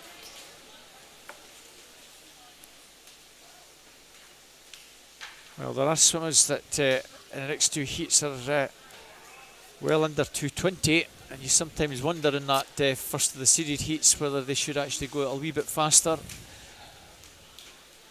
2:23 and 2:24 might not be enough to get them into the A final, Lewis.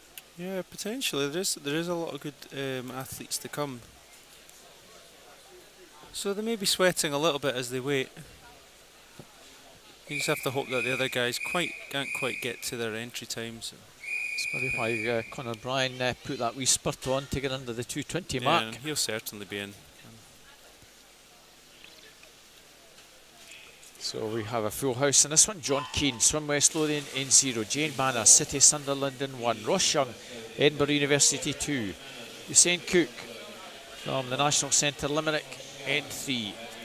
Craig Benson, University of Stirling 4. David Murphy, City of Oxford in 5. Cameron Muir, City Glasgow 6. Cherniggy, City Sheffield 7. Fraser Allison, Warder Bass 8. And Max Underwood, City of Oxford in lane 9. Well, there are 4 swimmers sub 2:20 in this one. 30.79. David Murphy, City of Oxford. Oh, it's been Murphy against Benson and Murdoch in the finals in day 1 and 2. And Benson, you certainly expect to comfortably get into the final. With Ross Murdoch coming up in the next one. But both these guys now 1 and 2 with Usain Cook from Limerick. John Sharanek over with a couple of these useful youngsters. And Corbett as well. David Murphy at the moment. Benson just tracking him, just making sure he doesn't get too far ahead. Yeah, I think he's doing enough, Craig. Staying on his shoulder. We may see him come through in the last 50, but I don't think he'll be putting himself under too much pressure to waste anything this morning.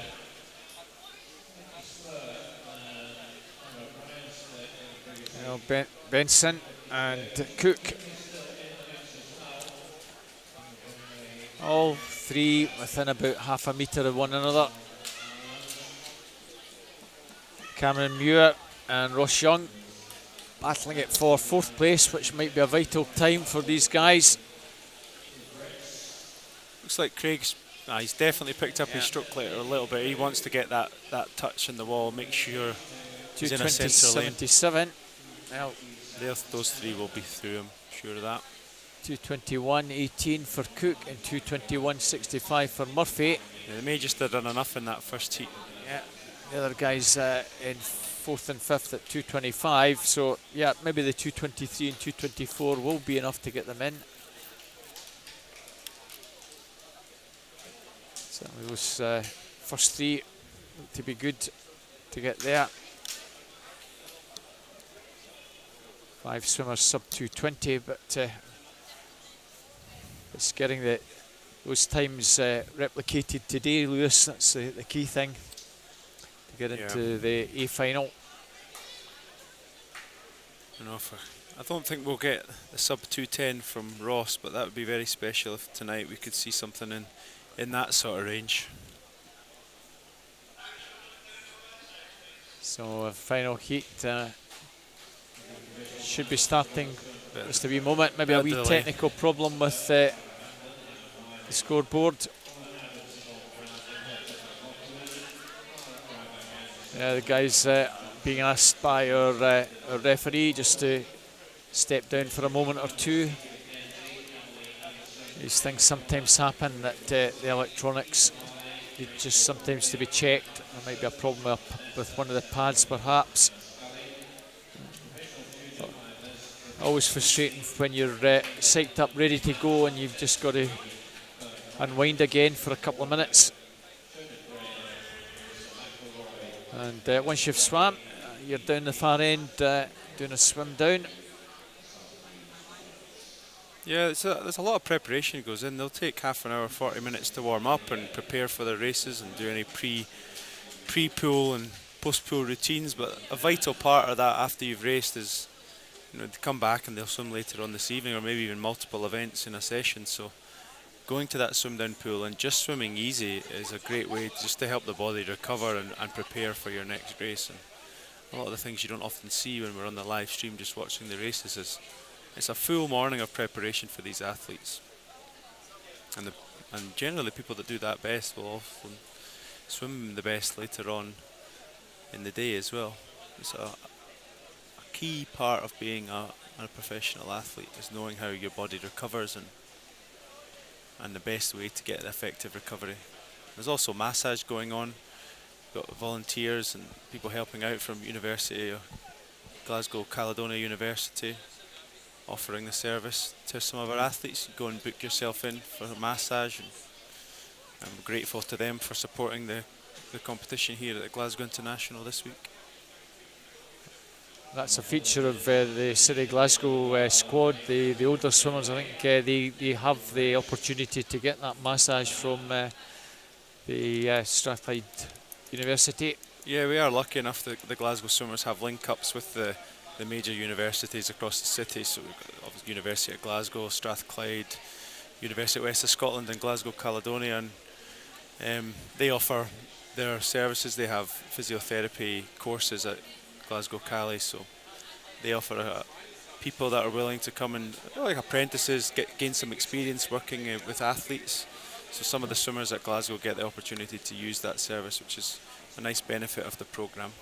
So another wee plug, so if any of these 17, 18-year-olds throughout the UK are looking to do some competitive swimming, and other universities are available. Yeah, but come to Glasgow and you'll get the benefit of all five. Yeah. And have the opportunity to swim in one of international swimming pools as well. Great facility here. Yeah, we are very lucky to have the facility and be supported by the local authority in Glasgow Life as well, to be able to use the pool here at Tollcross International Swimming Centre.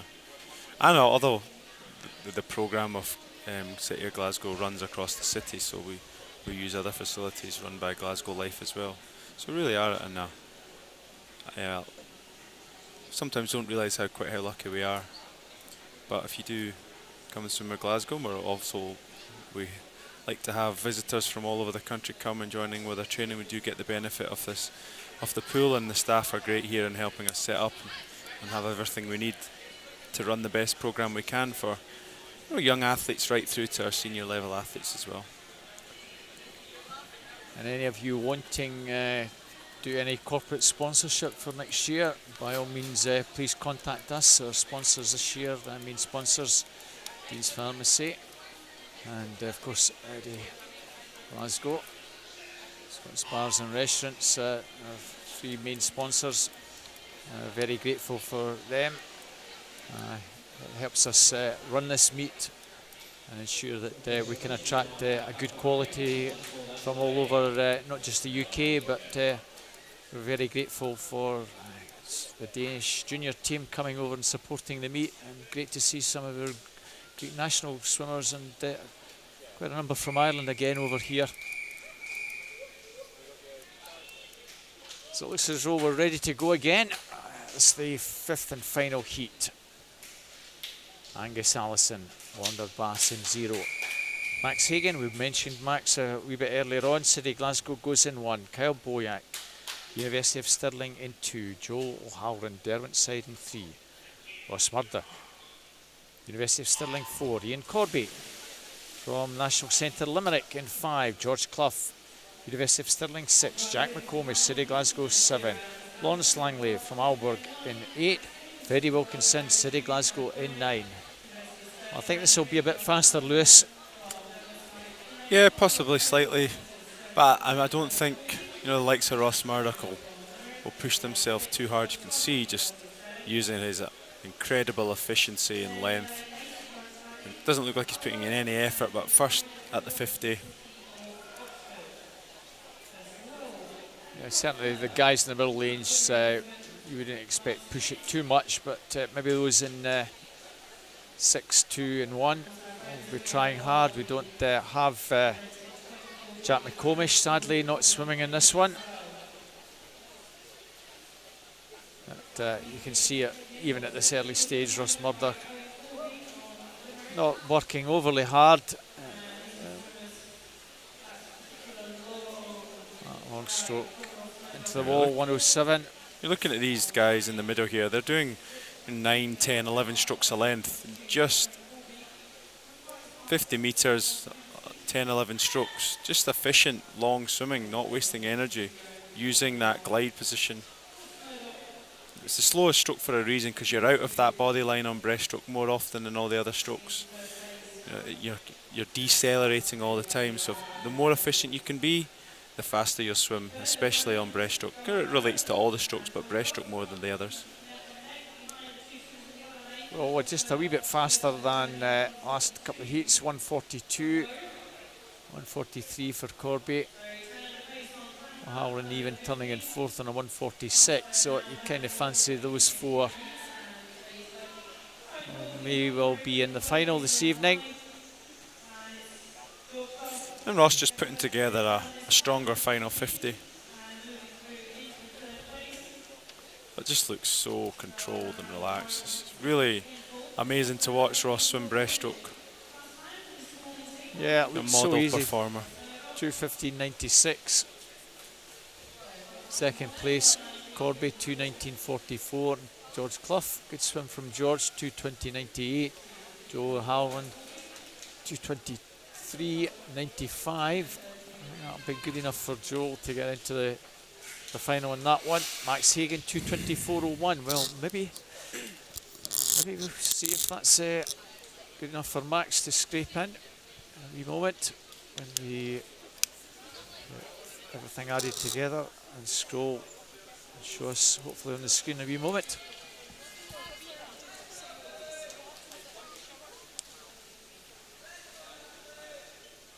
Looks as though that's not available. As we, oh, there we go. There's the result, and Max Hagan Sneaks in. 24.01, just ahead of Andrew McIntosh. Benefit of going in the last heat there. So women's 100 freestyle, first of the 5 heats. Here's Dawn's Lusner in lane 1. In 2, Ciara Sterica, South Ayrshire. Kirsten Laurie, Edinburgh University 3. Amy Hutchison, City Glasgow 4. Ellis Shields, Mulgine Bearsden in 5. Wanda Bass 6 and 7. Natalie Jones 6. Millie Milne 7. Millie Mills off to the early lead by the looks of it. Can she put the second 50 together, which is the key part of the 100 free. You know, everyone has that easier speed and down that first 50, but putting this fast, powerful second 50 together will be, or who slows down the least, that will win you the 100 freestyle. Well, there's almost 4 or 5 girls in a line here. 2 Wonder girls having a good scrap. Millie Milne and Natalie Jones, but over on that far side, Nisa Dons Lusner also being challenged. Kristen Laurie, well, I think Millie Milne just gets there. Yeah, Millie strategized it just right. Shouldn't have doubted her down that first 50, put herself in a good position, but had the second 50 and held on in a good swim. And opposite sides of the pool, Nisa Dons Lusner in second, Ciara Sterica 1:00.80 and 1:00.88. Dead heat with Kristen Laurie for third place. Point 2 covered the first 5. It's a very tight finish in that one. And the youngest athlete, Millie Milne, took that race. Good swim from her. Eve Corrigan, Wonder Bass 0. Drew McKenzie in 1 from Swim West Lothian. Alicia Bain, University of Aberdeen Performance in 2. Caitlin Cambrick, City of Sunderland in 3. Jessica Law, Southport 4. Ellie Riley, Heart of Midlothian in 5. Sashka Wade, City Glasgow 6. Izzy Winter, Newcastle Swim Team 7. Evie McLean, City Oxford 8. And 9, Mia McAllister, Edinburgh University. I think we might see Saskia disqualified, Saskia Wade, in lane 6. She had a twitch on the block. Looking at the referees down there, we'll see how this develops. We want me to explain that one, Lewis, then? Well, no, I was just watching her. She had just a little movement before the gun, and that sometimes is enough to get you disqualified. Yeah. So she may get the benefit of the doubt, but it's a difficult one, isn't it?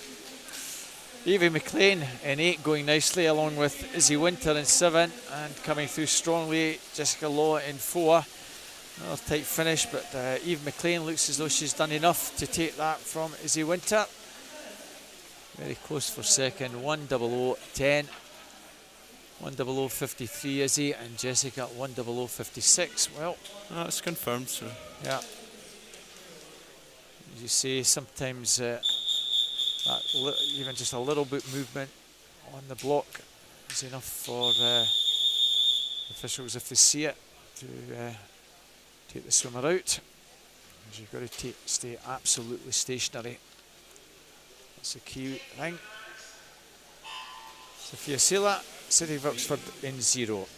Kiana McInnes, University of Stirling 1. Sophia Altoff, University of Stirling 2. Emily Horn, City of Glasgow 3. Catherine Greenslade, Edinburgh University 4. Kate Clifton, City of Sheffield 5. Jane Brown, Newcastle Swim Team 6. Julia Svensson, Junior Danish Team in 7. Wata Upan, University of Stirling in 8. And Lucy Rossi, School Bride 9.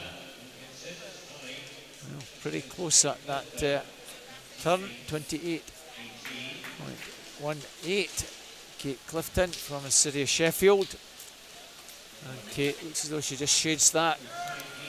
going well at the top of the pool as well.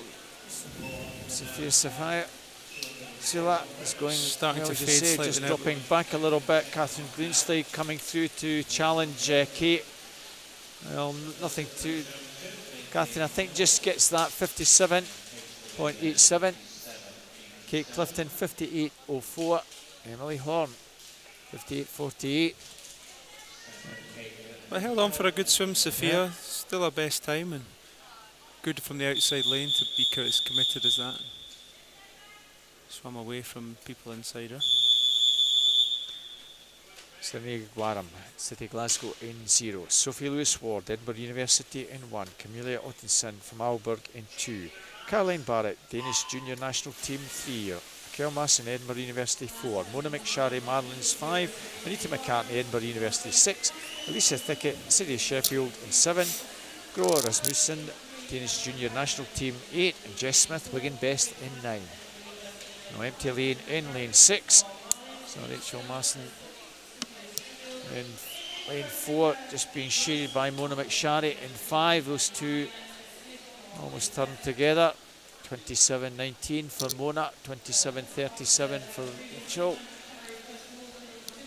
Caroline Barrett, a Danish swimmer, in 3rd place. And Rachel Masson using all her experience just to pull through, Lewis.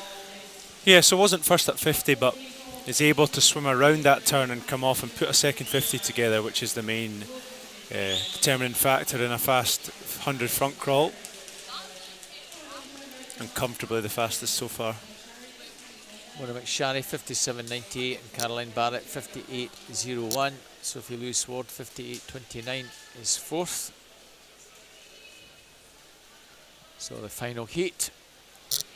Looks like we have an empty lane in 9. So lane 1, Olivia Mason, Wander Bass. Helena Elling from Silkeborg in 1. Tara Hayworth, Edinburgh University 2. Elizabeth Epson, Danish Junior National Team 3. Lucy Hope, Edinburgh University 4. Grosa Mono, City Glasgow 5. Anna Main, Edinburgh University 6. Katie Smith, Wander Bath 7. And Lily Bosley, City Sheffield in 8. Lucy Hope off to a good start in 4, Lewis.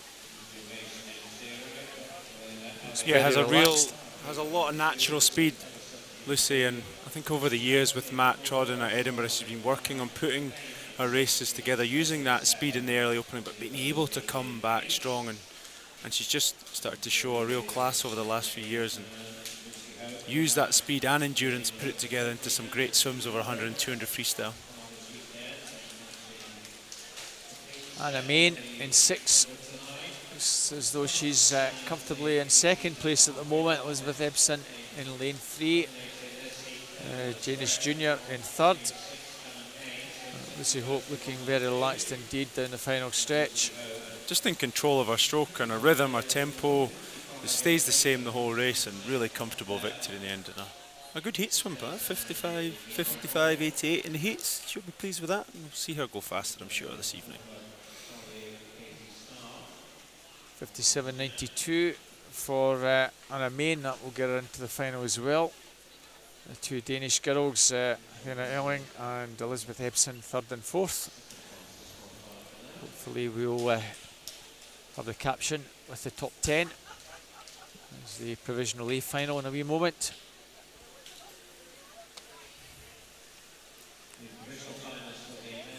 Nice to see Emily Horn in that as well. Emily, well, that just flashed on the screen, and Emily Horn was 10th, Lewis, so she'll be pleased to come back. Yep. And she's in the 50th butterfly as well, I think, so a couple of swims for her this evening. So we move on to the men's 100 freestyle. Another 5 heats ahead of us. And our final event of the morning. It is indeed. Blue ribbons, that's what they call it, isn't it, Robert? It is indeed. There's the half this is the smash and dash. Yeah, it wasn't one of my favourites, but always one you look out for at the international events. So Craig Greenock, City Glasgow in 1, Lewis Birrell, Wanderbass in 2, Graham Baird, Scotia 3, Mark Ford, City Glasgow in 4, Greg Fairbairn, Belsilk Sharks 5, Callum Aitchison, Newcastle Swim Team 6, John Keane, Swim West Lothian in 7, Oscar Smiley, South Ayrshire in 8. 53.88 to 54.43. Greg Fairbairn 25.78. Youth Development Squad member with the advantage. Outside of him is Callum Aitchison. Greg Fairbairn been performing pretty steadily over the weekend. 53.80, 53.90 is entry time. Just outside that, 54.02, but good swim nevertheless. Callum Aitchison 54.67, Graham Baird 55.26.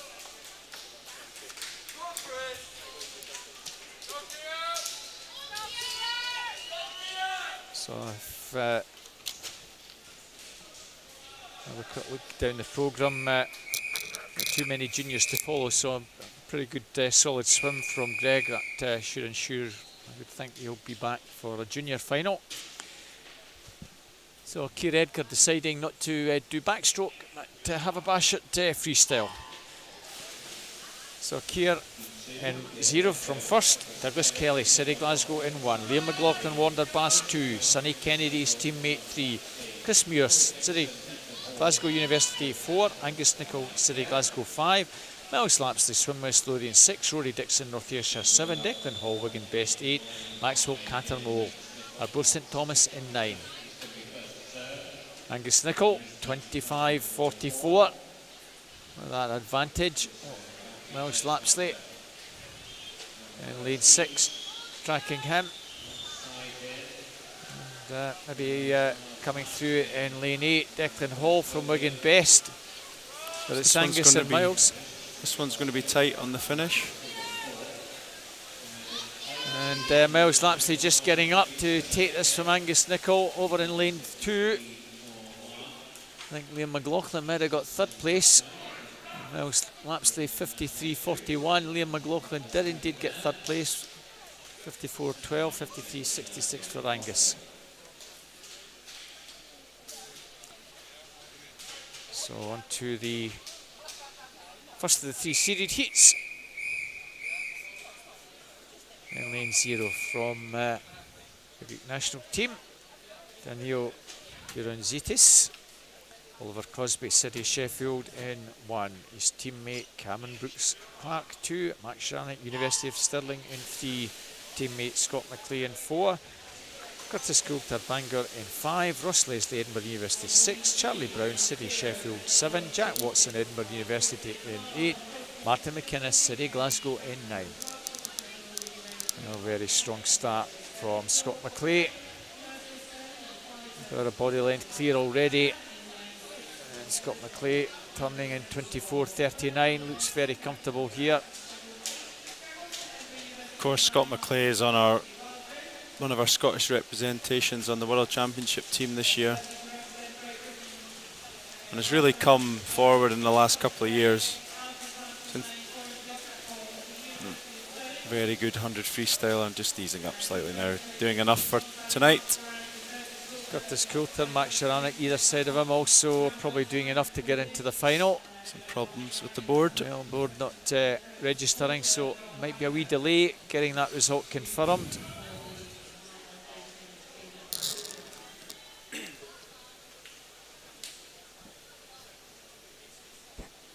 So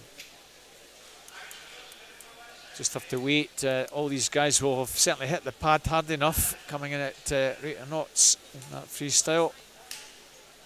But the result not showing on the board. Clock still running. It's not visible on the screen here, but we'll just wait for the guys behind us to get our officials advised of the finish.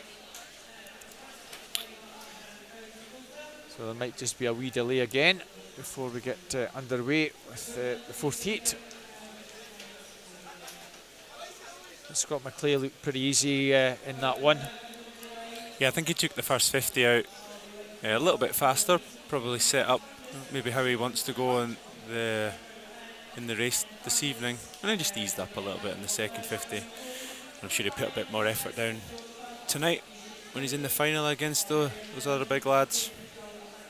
As you say, Lewis, that's the beauty about knowing fine that if you do a half reasonable swim in the heats in the morning, you can practice what you want to put into fruition in the evening, perhaps. Yeah, you hear a lot about working to a process, so it's just breaking the swim down, probably practicing a small part of the race rather than trying to do everything all at once in the heat, and that's what they'll be probably focusing on, these more experienced guys that are faster.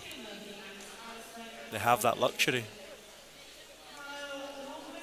So just while we've got this wee delay, Lewis, maybe backtrack on what we've had earlier on, just for those listening in. We can maybe just give you the A final, provisional A final for the butterfly this evening. Just had the result come up with that. There we have the result.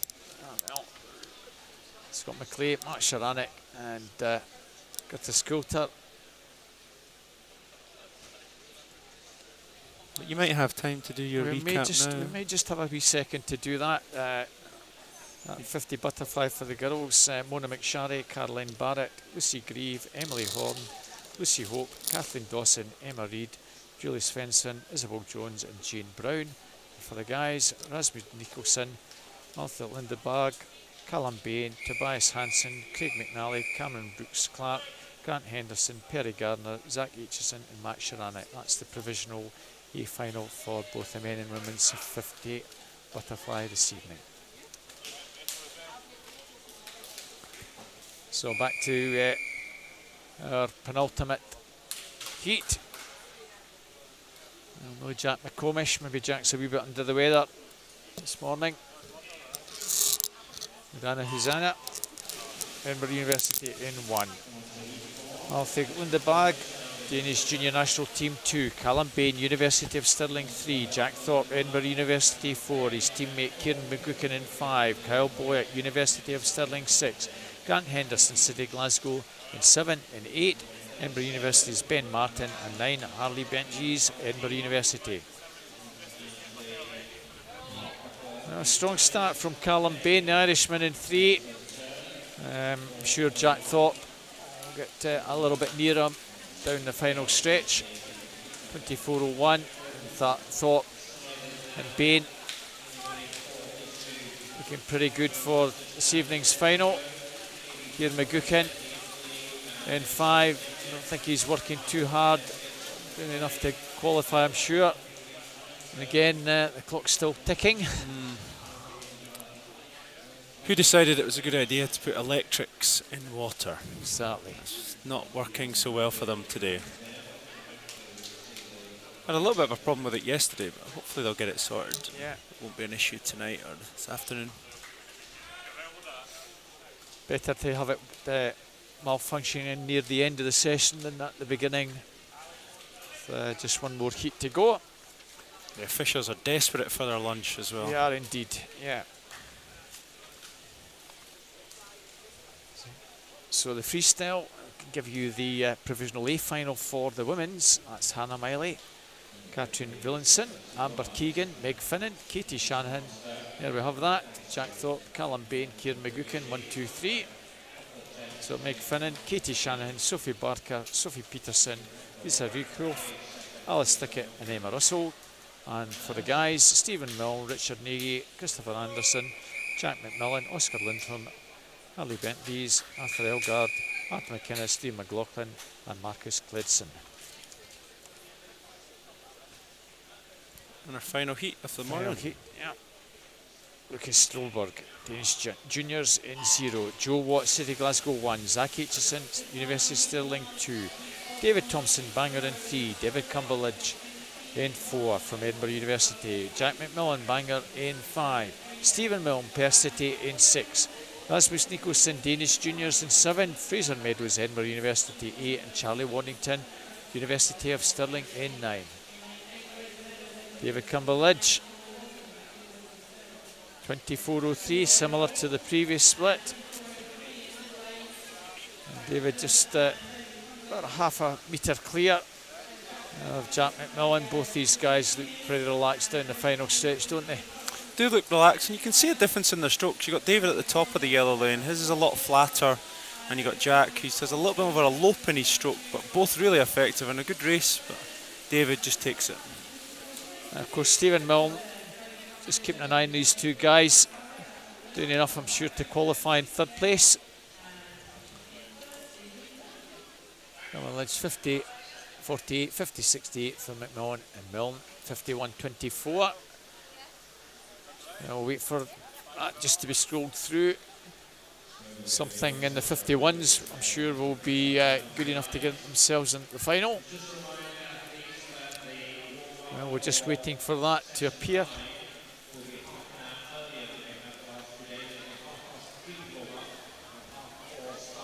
Certainly the likes of McLeay, Thorpe looking pretty comfortable in the 2 previous heats.